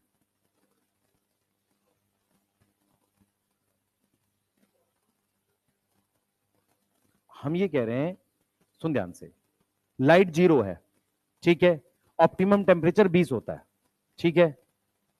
अब मान ले टेम्परेचर 15 है, तो भी रेट लाइट पर ही है, क्योंकि आप समझो, इधर सुनो भाई, 1 मिनट रुको, सुनो पहले 2 मिनट सुन लो मैं क्या उसने क्या क्वेश्चन पूछा, क्वेश्चन सुन लो, वो ठीक जेन्युइन क्वेश्चन है। क्वेश्चन ये पूछा है कि जब रेट लाइट पे डिपेंड है तो क्या बाकी चीजें ऑप्टिमम है, नहीं, जरूरी नहीं है। फॉर एग्जाम्पल समर है, गर्मियों का टाइम है, या कोई भी टाइम ले लेते हैं, ठंड का ही टाइम ले लेते हैं, लाइट रात में बिल्कुल 0 है, सुबह 0 से ही चालू होगी, ठीक है। टेम्परेचर अभी 15 डिग्री सेल्सियस है, मैक्सिमम टेम्परेचर बढ़िया फोटोसिंथेसिस के लिए 25 चाहिए, लेकिन सुबह के समय जब लाइट बढ़ रही होगी तो रेट लाइट पे ही रहेगा, जबकि टेम्परेचर भी कम है। समझ में आ रहा है। तो रेट किसी एक फैक्टर पे डिपेंड करे, इसके लिए बाकी की क्या वैल्यू है ये इंपॉर्टेंट नहीं है, ज्यादा भी हो सकती है कम भी हो सकती है। मेरी बात समझ पा रहा है बेटा। अब तू खुद से सोच कि विंटर में पहले रेट लाइट पर है, थोड़ी देर बाद जब लाइट ठीक आ जाएगी तो ऑटोमेटिकली टेम्परेचर पे आ जाएगा, सही है। अब लाइट कब तक ठीक आएगी, वो तब तक आएगी, जरूरी नहीं है कि लाइट मैक्सिमम हो जाए, पर इतनी हो जाए कि वो अपने आप शिफ्ट कर जाएगा किस पे, टेम्परेचर पे। समझ आया। समर में वो टेम्परेचर पे जल्दी से आता ही नहीं, क्योंकि टेम्परेचर हमेशा काफी है, मान ली 28-30 डिग्री हमेशा बना हुआ है, वो टेम्परेचर पे आएगा कैसे, चाहिए ही 25, सही है। तो वो किस पे घूमता रहता है, लाइट पे और पानी पे घूमता रहता है। लाइट और टेम्परेचर पे घूमता रहता है। मेरी बात समझ में आ रही है? बोलो, क्लियर है? ठीक है, ये वाला समझ में आया भाई? और ये वाला समझ में आया? ठीक है, ये चीज, ये इसकी एक्सप्लेनेशन है। रेट गिवन टाइम पर किसी एक फैक्टर पे डिपेंड करेगा, बाकी फैक्टर्स पे डिपेंड नहीं करेगा। और किस पे डिपेंड करेगा? जो सबसे कम हो। हाँ बेटा, ठीक है। इसने क्या बोल दिया? हाई लाइट इंटेंसिटी है, ध्यान सुन। Rate not depend on light, पर इन तीनों में से किसी पे भी कर सकता है। अभी हम क्लियर नहीं है किस पे करेगा, जो कम है। अगर मैं हाई लिख देता हूं जिसके साथ, रेट उसको छोड़ के बाकी तीन पे करेगा। सोच, हाई का क्या मतलब हुआ? ये तो लिमिटिंग हो ही नहीं सकता। लो का मतलब यही लिमिटिंग है। तो जब ये लिमिटिंग नहीं हो सकता तो बाकी तीन होंगे, और बाकी तीनों में कौन होगा? जो कम। मान लो दो कम होंगे, उसमें भी जो सबसे कम। समझ आया? बोलो। चलिए आगे चलेंगे, लोड कर लो। अब लाइट पढ़ेंगे, जल्दी करो भाई। हाँ जल्दी लिखो, पहला फैक्टर पढ़ रहे हैं। हाँ,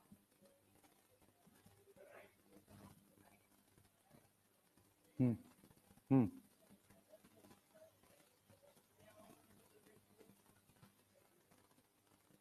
अदर मेंबर होंगे, इतने अमाउंट में फोटोसिंथेसिस चल रही हो। हाँ ठीक है, ठीक है।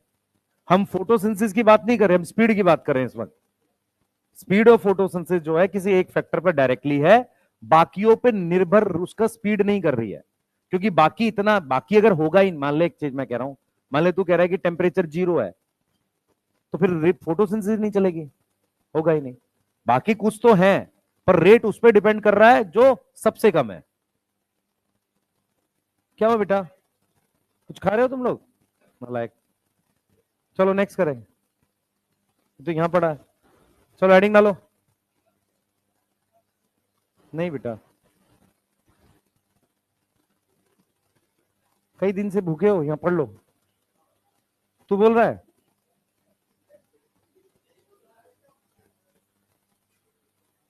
तू बोला मत कर भाई, है ना? तेरे फादर पुलिस में है, तुम बुला के और पिटाई कराऊंगा तेरी। ठीक है ना? है, पढ़ो नहीं, ये लिखो तो सही। लिख लिया? ये एक बार चलो पढ़ना जरा, ये पढ़ो एक बार।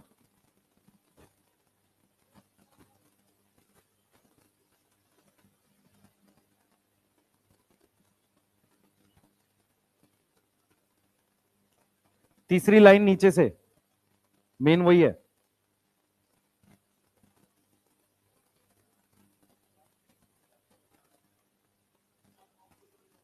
ऑप्टिमम इज मैक्सिमम, जो मैक्सिमम से कम हो।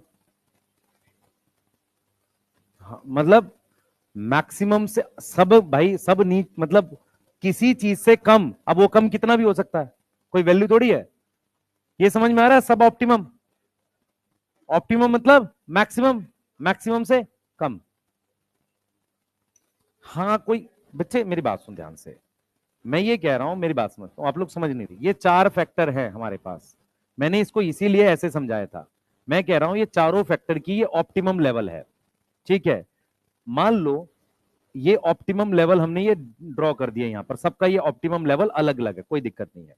ठीक है, मैं ये कह रहा हूं कि ये चार फैक्टर हैं। अब ये सारे ऑप्टिमम से कम ही हैं, ऐसा नहीं है। ठीक है, एक बहुत कम है। ये मैं बिल्कुल नहीं कह रहा कि रेट इस पे डिपेंड करने के लिए बाकी सारे ऑप्टिमम पे चाहिए, ऐसे कोई नियम नहीं है। नियम सिर्फ ये है कि मेरे पास जो फैक्टर रेट कंट्रोल कर रहा होगा वो ऑप्टिमम से कम होगा। ये भी कम हो सकता है, ये भी कम हो सकता है, ये वाला। ठीक है, ये भी कम हो सकता है, पर इन सब में जो सबसे मतलब दूर जा रखा है मेन वैल्यू से, वो कंट्रोल कर रहा होगा। मान लो कुछ टाइम के बाद ये ठीक हो जाए, थोड़ा सा, कुछ टाइम के बाद ये फैक्टर थोड़ा ठीक हो गया, तो ये थोड़ा कम है ना? तो रेट ये कंट्रोल करने लगेगा। ये समझ में आ रहा है? मैं इनको आपस में कंपेयर नहीं कर रहा, मैं इस मैक्सिमम वैल्यू से। अब इसको अगर मैं ऑप्टिमम बोलता हूं, तो इसके नीचे क्या होगा? सब ऑप्टिमम। ऑप्टिमम क्या होता है? मैक्सिमम। ठीक है, अच्छा ऐसा हो सकता है कि सारे अपनी मैक्सिमम वैल्यू पे हो, चलो कर लेते हैं, पर इसमें भी जो सबसे कम हो। नियम यह है कि वो सब मैक्सिमम पर है, पर उसमें भी जो हल्का सा ऑप्टिमम से कम है वो रेट कंट्रोल कर रहा होगा। सही है, बोलो। ये है टॉपिक, हेडिंग डालो लाइट। मैं इसलिए कह रहा था ये टॉपिक मुश्किल है, आसान नहीं है, इसका क्वेश्चन मुश्किल नहीं आया आज तक। हाँ, यस। उसके आपस में कैसे कंपेयर करेगा, यूनिट अलग अलग है ना, कैसे कंपेयर कर सकते हैं। चलो भाई हेडिंग डालो लाइट, पहला फैक्टर है, जल्दी जल्दी। क्या हो गया, टाइम कहां हुआ अभी, तो बहुत टाइम है, 11 बज रहे अभी तो, आधा घंटा अभी तो। हाँ पढ़ ले भाई चुपचाप, 15 मिनट लेट आता है क्लास में, बोलता है। पहली लाइन लिखो लाइट में, जल्दी जल्दी पहली लाइन लिखो बेटा लाइट में, फर्स्ट लाइन बोल रहा हूं, पहले लिखते चलो। देखो लाइट में 3 कंपोनेंट होते हैं, लाइट में क्या है मेरे पास, 3 कंपोनेंट है। कौन कौन से कंपोनेंट है, ध्यान से सुनेंगे। सबसे पहला है amount of light. Amount of light को कहते हैं ड्यूरेशन, डे लेंथ। भाई दिन की लंबाई कितनी है उसी पर अमाउंट होगा, यस। ठीक है, इसको क्वांटिटी ऑफ लाइट भी कहते हैं। इसको क्या बोलते हैं, क्वांटिटी। क्वांटिटी मतलब कितने अमाउंट में है। मुझे एक चीज बताओ, ठंड में ज्यादा देर तक लाइट आएगी, कम कम, गर्मी में ज्यादा देर तक, तो ये अमाउंट ऑफ लाइट हो गया। दूसरा होता है मेरे पास वेवलेंथ। वेवलेंथ को कहते हैं क्वालिटी ऑफ लाइट। आपको पता है रेड और ब्लू ज्यादा फोटोसिंथेसिस करता है, यस। तो क्वालिटी ऑफ लाइट लिखते रहो साथ के साथ, रेड एंड ब्लू, इसमें कुछ है नहीं समझाने का, भी आगे बताऊंगा अभी। Red and blue more photosynthesis कर रहा है, ठीक है। तीसरा, तीसरा जो सबसे इंपॉर्टेंट है, जो रेट कंट्रोल करता है, वो intensity. Rate intensity, what is intensity, per unit area पे ज्यादा लाइट के फोटोन्स गिरना। दोपहर में ज्यादा इंटेंसिटी होती है, इवनिंग में कम, तो intensity of light, intensity of light, yes. Clear है, ठीक है। अब यहां पर ध्यान से सुनो, all three factor, all three factor affect photosynthesis.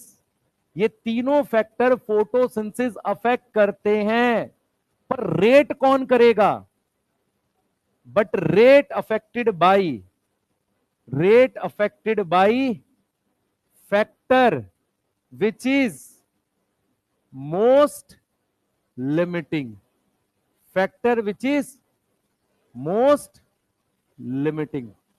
क्या लिखा मैंने, rate affected by light intensity. अब ग्राफ किसके साथ बनेगा, अरे भाई सुनो सब, मेरी बात समझो ध्यान से। लाइट में 3 चीजें होती हैं, एक दिन की लंबाई, दूसरा वेवलेंथ, और तीसरा इंटेंसिटी। रेट जो है, अगर मैं फोटोसिंथेसिस की बात करूं, तीनों फोटोसिंथेसिस अफेक्ट कर सकते हैं, पर स्पीड ऑफ फोटोसिंथेसिस कौन इफेक्ट करता है, लाइट इंटेंसिटी। ये कह रहा हूं, अब समझ में आया। लाइट में 3 पैरामीटर होते हैं, एक डे लेंथ, एक वेवलेंथ, और एक इंटेंसिटी, ठीक है। उसमें से रेट कौन अफेक्ट करता है, लाइट इंटेंसिटी। ग्राफ किसके साथ बनाएंगे, लाइट के साथ नहीं, लाइट इंटेंसिटी के साथ। ये ग्राफ बना दिया हमने, पहले नोट कर लो फिर ग्राफ पे बात करेंगे। चलो जल्दी नोट करो, लिख लिया सबने। अब बोर्ड पे देखना, कोई लिखेगा नहीं, जिन्होंने लिख लिया है यहां तक लिख लिया। सुन, दोपहर में अगर सेम यहां पर ज्यादा एक ही एरिया में ज्यादा लाइट के फोटोन्स पड़ते हैं, उसे कहते हैं ज्यादा इंटेंसिटी। इवनिंग में कम पड़ते हैं, वो होती है इंटेंसिटी। ड्यूरेशन क्या होती है, कितने समय तक लाइट रही। वेवलेंथ क्या होगी, क्वालिटी, कौन सी वेवलेंथ ज्यादा काम करती है, ब्लू और रेड, ठीक है। अब आओ बोर्ड पे ध्यान दे, इधर सब लोग। यहां पर हमने लिखा है लाइट इंटेंसिटी, ध्यान से देखेंगे सारे बच्चे, इधर उधर ना देखे कोई, पिटपिटा जाएगा नहीं तो, ठीक है। इधर देखो, ध्यान से देखो, हमने यहां पर ऑल दो एनसीईआरटी इसको जीरो से बनाती है, जीरो से बनाना नीचे, चलो फिर भी बना देते हैं। यहां हम ऐसा ग्राफ बना रहे हैं, ठीक है, यहां ऐसे ग्राफ बना दिया, ध्यान से सुनना। इस पॉइंट को मान लो हम ए लिख देते हैं, उसके बाद ये ऐसे चला गया, मान लो बी लिख दो या सी लिख दो, जो भी करना आपको, पहले समझो। यहां पे हमने यहां पे लाइट लिख दी, यहां पे क्या लिख दिया, रेट। ठीक है, यहां 0 लिख दो। अब ये जो एरिया है, ये जो ए पॉइंट है बियॉन्ड ए, देखो ए पॉइंट जो है, जो हमारे पास, हम क्या लिख रहे हैं यहां पर, हम लिख रहे हैं 0 to A। ये जो 0 to A लिख रहे हैं या O to A लिख रहे हैं, यहां पर रेट डायरेक्टली प्रोपोर्शनल है लाइट इंटेंसिटी से। ये दिख रहा है सबको? इस बात में कोई डाउट है? तो ये लाइट इंटेंसिटी को हम नाम देते हैं लो लाइट इंटेंसिटी। मेरी बात समझ में आ रही है? लो लाइट इंटेंसिटी बोलते हैं। लो लाइट इंटेंसिटी का मतलब ये वैल्यू, जहां पर रेट डायरेक्टली प्रोपोर्शनल है किससे, लाइट इंटेंसिटी से। ये कब होता है, मॉर्निंग में। जैसे जैसे लाइट बढ़ती है वैसे वैसे क्या होगा, जैसे जैसे लाइट बढ़ेगी वैसे वैसे रेट बढ़ेगा। ये समझ में आ रहा है? और ऐसा इवनिंग में भी आता है। एक बार इवनिंग में एक लाइट के बाद ऐसा आ जाएगा ना कि लाइट घटने से रेट घटने लगेगा। भाई लाइट मॉर्निंग में बढ़ती है तो इवनिंग में घटती भी तो है।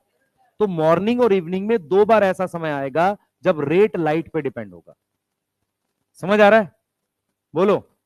अब क्या है बेटा, हमारे पास जो ये ए पॉइंट है, मैं इस पे आ जाता हूं, यहां पर इसको ऐसे, इस पॉइंट को कुछ भी लिख दो, एक्स वाई जो भी लिख दो, ये मैक्सिमम लाइट इंटेंसिटी है। तो हम लिख सकते हैं बियॉन्ड, बियॉन्ड ए हमारे पास लाइट इंटेंसिटी ऑप्टिमम है। लाइट इंटेंसिटी जो है एट ए लिख देते हैं, एट ए हमारे पास लाइट इंटेंसिटी क्या है, optimum. Now what is optimum, maximum. Yes, maximum. समझ में आ रहा है? बोलो। तो ये वो पॉइंट है, मतलब इस लाइट के बाद, अब देखो इस लाइट के बाद एक ग्राफ ऐसे हो गया तो रेट चेंज नहीं हो रहा है। इसका क्या मतलब है, तो हम लिख सकते हैं beyond A, beyond a rate not depend on light, not depend on light. Yes, इसका सीधा मतलब है अदर फैक्टर लिमिटिंग। इसका यही तो मतलब हुआ, अदर फैक्टर क्या होगा, लिमिटिंग होगा। यहां तक बात समझ में आ रही है? तो ये जो पॉइंट है यहां पर, इसको हम कहते हैं ऑप्टिमम लाइट। क्या बोलते हैं, ऑप्टिमम लाइट। मतलब ये वो लाइट का पॉइंट है जो मैक्सिमम लाइट है। उसके बाद अगर आप लाइट बढ़ा रहे हो, कोई दूसरा फैक्टर लिमिटिंग हो जाएगा। सही है? क्लियर है? रेट सिर्फ यहां तक लाइट पर डिपेंड है, तो इसका मतलब इसके पहले वाले को सब ऑप्टिमम कहेंगे। भाई ये वाला यहां से लेकर यहां तक सब ऑप्टिमम हो गया, ये वैल्यू ऑप्टिमम। इसके बाहर जाओगे तो कोई दूसरा फैक्टर लिमिटिंग है। तो लो लाइट इंटेंसिटी इसको बोलोगे, इसको बोलोगे हाई लाइट इंटेंसिटी। अरे समझ में आ रहा है? बोलो। लो लाइट इंटेंसिटी का मतलब यहां तक, उसके बाद कोई दूसरा फैक्टर लिमिटिंग हो जाएगा। सही है? मतलब क्या हुआ, एक वैल्यू आएगी, देखो लाइट का एक्सेस ये है ना, एक वैल्यू आएगी यहां पर, ध्यान देंगे, उसके बाद ये ग्राफ ऐसा सीधा हो गया। सही है? क्लियर है? ऐसा ग्राफ सीधा हो गया। ठीक है, इसका मतलब कोई दूसरा फैक्टर, टेम्परेचर, पानी, कुछ और लिमिटिंग है। क्लियर है? यहां तक समझ में आ रही है? बनाओ जल्दी से।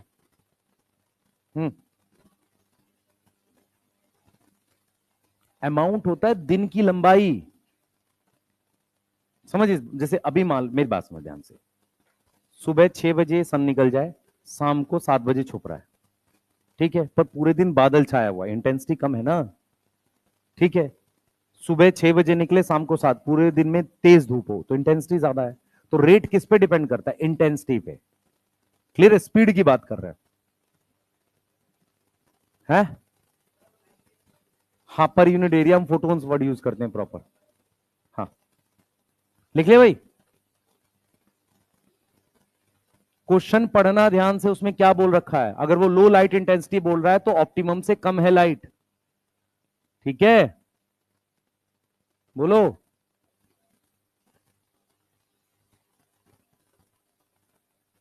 लिख लिया बेटा?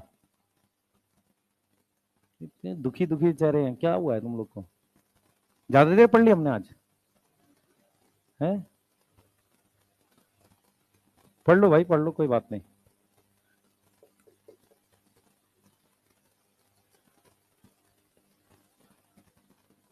हम्म।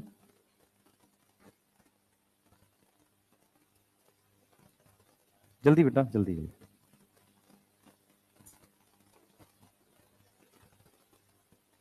लिख लिया?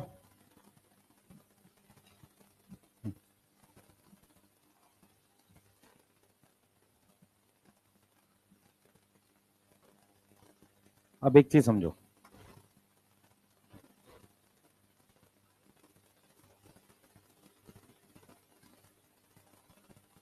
इतने में कोई डाउट है? रुक जा यार, क्या कर रहा है? पहले टॉपिक बता दो फिर पूछ। टॉपिक खत्म नहीं हुआ ये, लाइट वाला। यहां तक लिख लिया सबने? ठीक है, अब सुनो मेरी बात ध्यान से। एनसीईआरटी कहती है कि अगर हम ओपन सन की बात करते हैं, ओपन सन की, तो 10% light is sufficient for saturation. मतलब ये जो पॉइंट मैंने लिखा है, जिस पर ये कांस्टेंट हो गया, इस पॉइंट को कहते हैं सैचुरेशन पॉइंट। सैचुरेशन पॉइंट का मतलब होता है कि इसके बाद जब आप क्या बढ़ाओगे, लाइट, रेट लाइट पर डिपेंड नहीं करेगा। तो एनसीईआरटी क्या बोलती है? एनसीईआरटी कहती है जो सन बार लाइट आती है ना, उसकी 10% लाइट काफी होती है कि रेट जो है लाइट पर मैक्सिमम आ जाए। इसका मतलब ये हुआ कि अगर लाइट 12% है सनलाइट की, तो इसका मतलब लाइट इंटेंसिटी लिमिटिंग नहीं है। लाइट इंटेंसिटी लिमिटिंग तब होगी जब 9%, 8% आ रहा हो। और ऐसा कब होता है? जब शेड होती है। अगर कोई ट्री की छाया में दूसरा पेड़ ग्रो कर रहा है, तो लाइट 10% से भी कम होती है, वहां पर उसे लाइट कम पड़ती है, रेट लाइट पे चलता है। मैं फिर रिपीट कर रहा हूं, एनसीईआरटी कहती है कि 10% लाइट काफी है सैचुरेशन लाने के लिए। इसका क्या मतलब हुआ? सीधा मतलब यह हुआ कि 10%, जो सन की टोटल लाइट का 10% लाइट भी काफी होती है। क्या पॉइंट लाने के लिए? सैचुरेशन लाने के लिए। समझ आ रहा है? तो इसका मतलब लाइट कभी भी बहुत रेयर लिमिटिंग होती है दिन में। वो लिमिटिंग कब होगी? शेड में। समझ में आया? तो लाइट क्या होती है? Light is rarely limiting. सही है? इट इज ओनली लिमिटिंग कब? इन शेड। ठीक है, पर कुछ ऐसे प्लांट होते हैं कि उनको 10% से कम लाइट में भी लिमिटिंग फील नहीं होता, जैसे money plant, snake plant, mint plant, जिनको आप कम धूप में भी लगा सकते हो, तो उन्हें कहते हैं शेड प्लांट। समझ में आया? नहीं आया? ये वाली बात समझ में आई है? पहले बताओ, ये 10% वाली किसको समझ में नहीं आई? हाँ बेटा, विंटर में कम होती है लाइट, पर विंटर में लाइट से ज्यादा कम पता है क्या होता है? टेम्परेचर, रेट, फिर टेम्परेचर। हाँ बेटा, इज मैक्सिमम। हाँ, हाँ वही लिमिटिंग होगा। उनमें भी जो ज्यादा कम होगा वो होगा। अब मेरी बात सुनो ध्यान से। मैं ये कह रहा हूं कि ये जो सैचुरेशन पॉइंट है, वो टोटल सनलाइट के कितनी वैल्यू पे आएगा? 10% पे आएगा। तो लाइट बहुत कम ऐसा होता है कि लिमिटिंग हो। वो सिर्फ कब लिमिटिंग होती है? शेड में। कब लिमिटिंग होती है? शेड में। सुबह लिमिटिंग है? सुबह और शाम में तो है, क्योंकि लाइट जीरो हो रही है ना। दिन के समय जैसे सुबह 8 बज गए, शाम के 4 बजे तक लाइट नॉर्मली लिमिटिंग होती ही नहीं है। क्यों? क्योंकि टोटल लाइट का 10% काफी है सैचुरेशन आने में, ऑप्टिमम आने। ऑप्टिमम इज, मेरी बात सुनो, सैचुरेशन ही वर्थ रेट की बात कर रहे हैं। ये सैचुरेशन किसके रिस्पेक्ट में है? रेट के रिस्पेक्ट में। ऑप्टिमम वैल्यू किसके लिए है? लाइट के लिए। तो ऑप्टिमम लाइट का मतलब है ये वो लाइट जिस पर सैचुरेशन वैल्यू आती है। समझ? What is optimum? Maximum value of light. तो कितनी वैल्यू पर सैचुरेशन आ जाएगी टोटल सनलाइट का? 10%। सही है? क्लियर है? इधर देखो, एक छोटी सी बात, लिखना चाहो लिख लेना। दो तरह के प्लांट होते हैं, टू टाइप प्लांट होते हैं लाइट को लेके। एक होता है शेड प्लांट,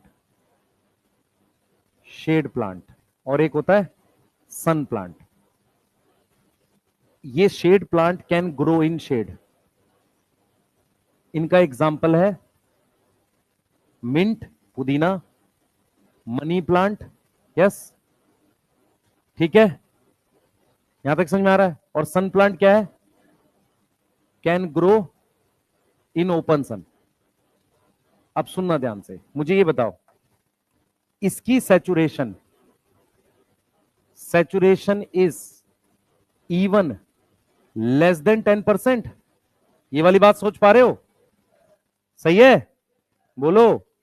10% से कम है। अब सुनो ध्यान से, हम क्या करते हैं, अगर लाइट इंटेंसिटी बहुत ज्यादा बढ़ा दो, अगर लाइट इंटेंसिटी बहुत ज्यादा बढ़ा दो, वेरी हाई कर दो, तो पिगमेंट डैमेज हो जाते हैं। Pigment can get damage. हाँ, उसको कहते हैं फोटो ऑक्सीडेशन। उसको क्या बोलते हैं? Photo oxidation. मेरी बात सुनो, एक्चुअल ग्राफ ये है। क्यों? क्योंकि आप लाइट यहां तक तो ठीक है, सैचुरेशन आ गई, सैचुरेशन सुबह 9 बजे आ गई, दोपहर के 12 बज रहे हैं, लाइट बढ़ती जा रही है, 12 से 1-2 के आसपास बहुत और बढ़ गई, तेज धूप और बढ़ गई, तो अब पिगमेंट डैमेज होने लगेंगे, लीफ जलने लगती है, तो रेट घटेगा। समझ आ रहा है? नहीं तो बहुत तेज धूप नहीं हुई तो ये ग्राफ कांस्टेंट चलता रहता है। हाँ, वो शेप चेंज करेगा। दूसरी चीज सुनो ध्यान से, अब सुनना, किसमें सैचुरेशन 10% से कम में भी आ जाता है? शेड प्लांट में। ठीक है, अब ध्यान सुनना, मेरे पास ये दो प्लांट है, सुन लो, ये दो प्लांट है, एक शेड है, एक सन है। ठीक है, सुनना ध्यान से, इनको दोनों को नॉर्मल धूप में रख दूं, कोई फर्क नहीं, बढ़िया ग्रो कर रहा है। दोनों को छाए में रख दूं, शेड में रख दूं, ये सन प्लांट है, ये धीरे ग्रो करेगा, ये ठीक ग्रो करेगा। तो शेड और सन प्लांट का अंतर कब पता चलता है? जब उनको दोनों को शेड में रख दो। नहीं समझ में आया? तो दिमाग ही नहीं चलते हैं। मैंने क्या बोला? मैंने ये बोला, सुनो, सबसे पहले मैंने ये बोला आपको कि एक प्लांट है शेड प्लांट जो छाए में ग्रो करता है, बढ़िया, तेज धूप में जल जाएगा। इसीलिए जब तेज धूप होती है, मनी प्लांट सबसे पहले जल जाता है।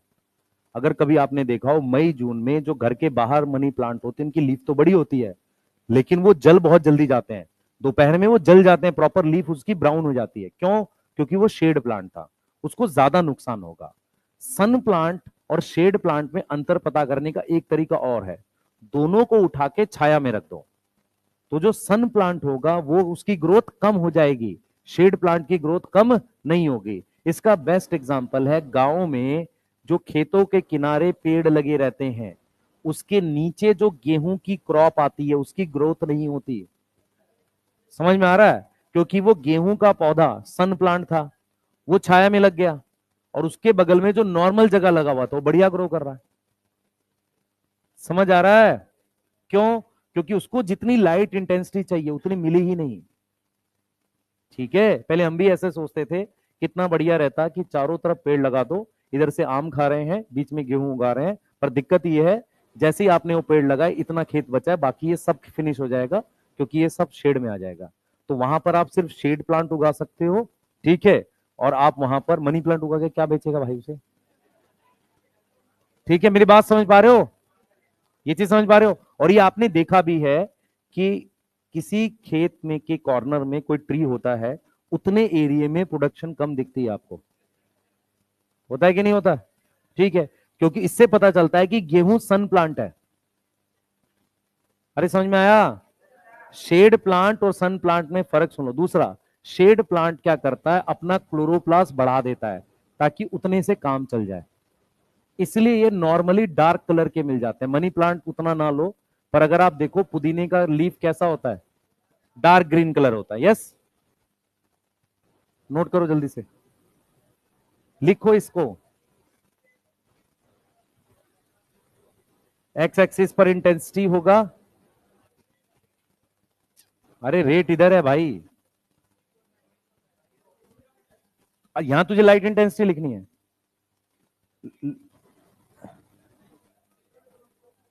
क्या पूछ रहा है? जो लिखा है वो सही है, चलो लिखो जल्दी, टाइम ना खराब करो। हाँ हाँ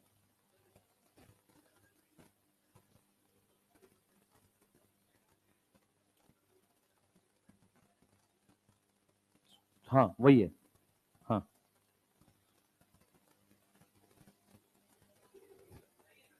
बताऊंगा, रुक जाइए, फिर लिख ले, धीरे धीरे बताऊंगा, चिंता न कर। देख आज पता चला ना कुछ नया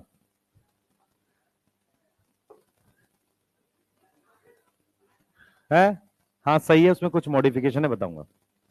100% ठीक नहीं है, उसमें कुछ चीजें और है।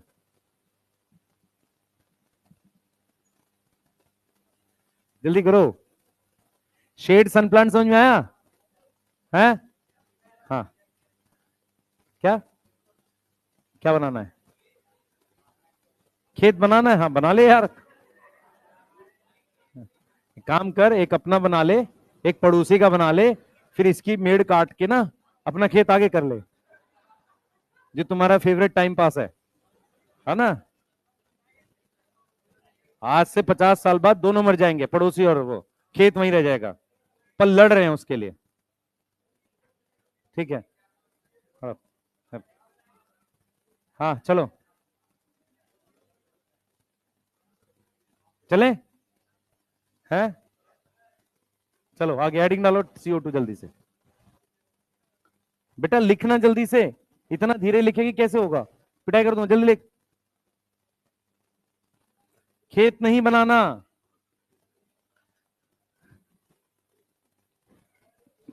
भाई साहब,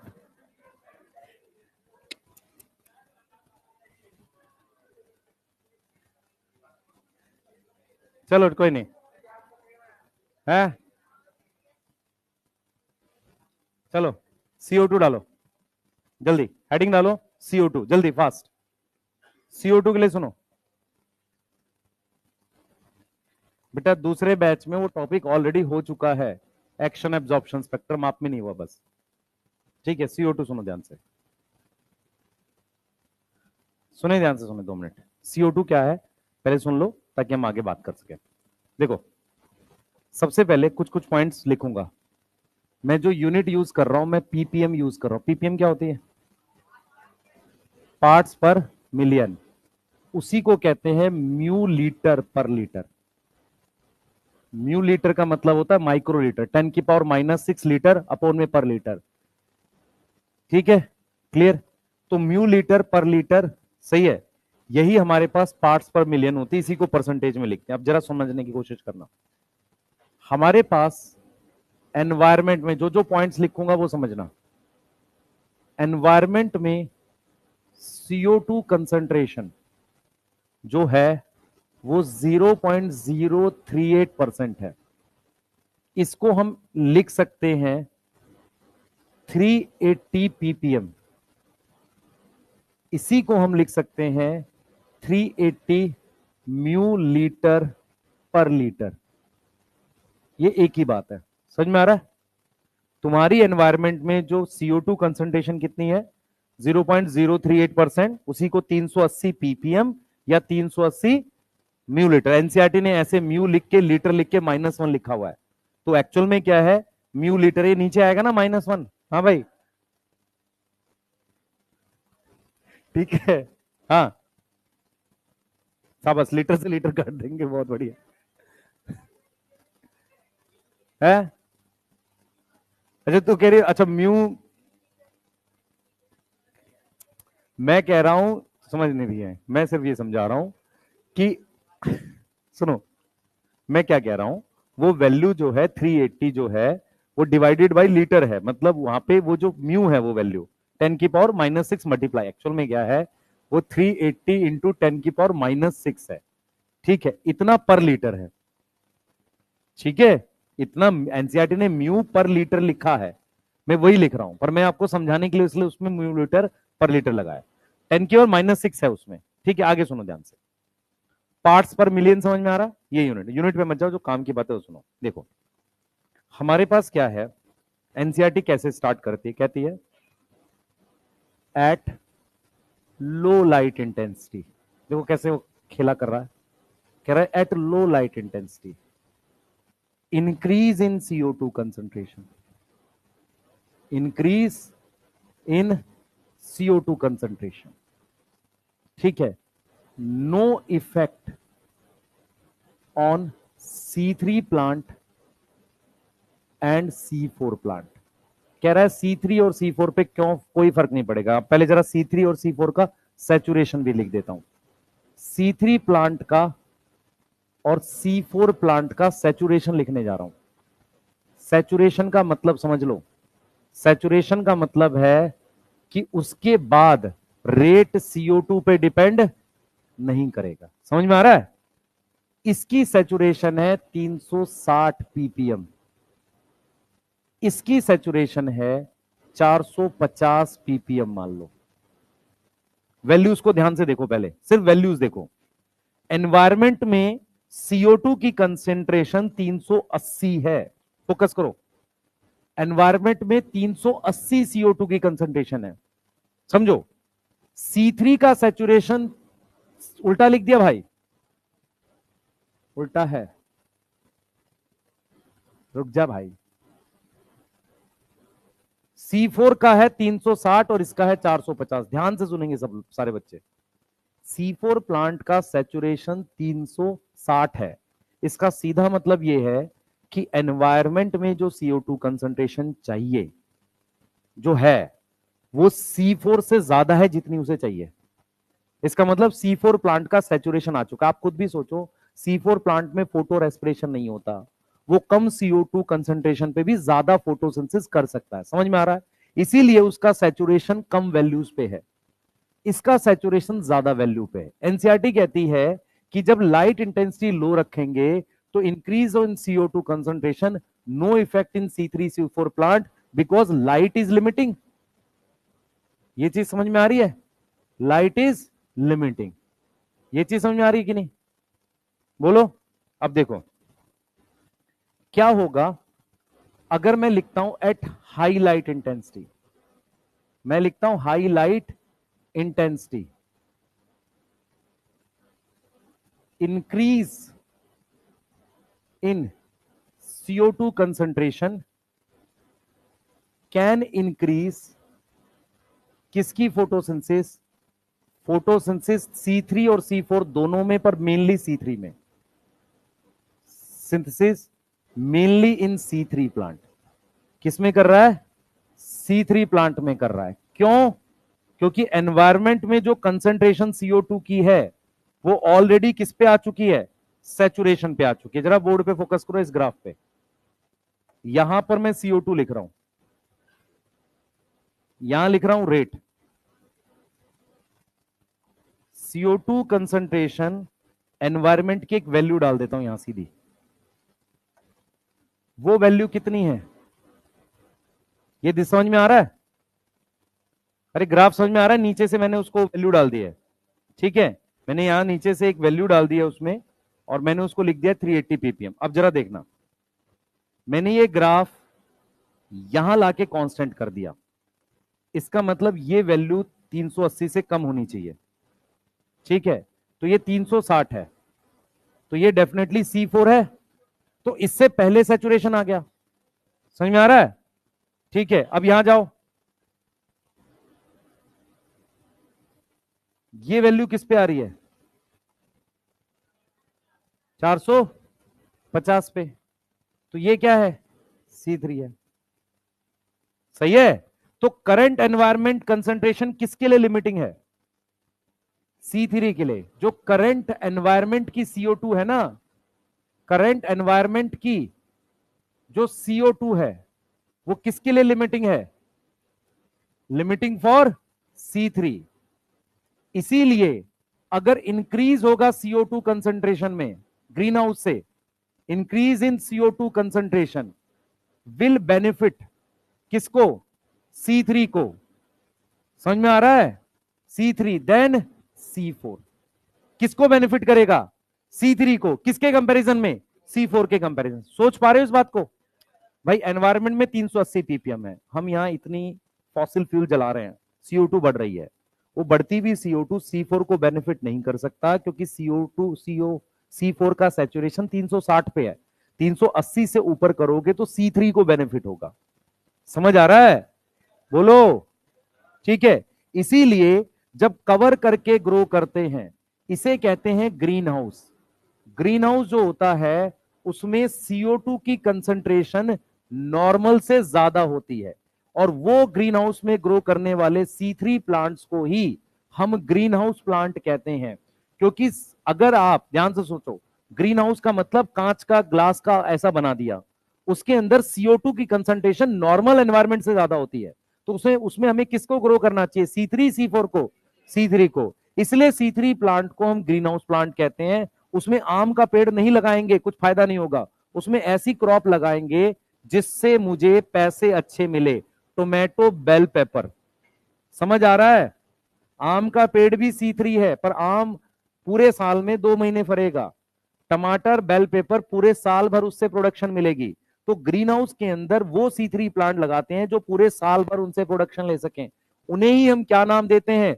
ग्रीन हाउस प्लांट। क्वेश्चन आ जाए, which can not be green house plant? Tomato, bell pepper, chilli, maize. Maize, मेज C4 है। मेज C4 है, तो वो ग्रीन हाउस प्लांट नहीं हो सकता। क्लियर है? और एक नोट यहां पर लिख रहा हूं, more than 500 ppm CO2 can harm both C3 and C4। दो छोटे टॉपिक कल, टेम्परेचर और पानी, और वो कराएंगे, आधे घंटे में खत्म होगा। नया चैप्टर कल चालू होगा, रेस्पिरेशन। ठीक है, मैक्सिमम असाइनमेंट के क्वेश्चन कर लेंगे अब आप। ठीक है, एक्शन एब्जॉर्प्शन स्पेक्ट्रम छोड़ सकते हो बस। ठीक है, तो आपके आसपास आप लगभग 120, 130, 150 क्वेश्चन कर पाओगे अब। ठीक है, डाउट किसी को? गाड़ी चलने का मन कर रहा हूँ, बाहर बात करेंगे।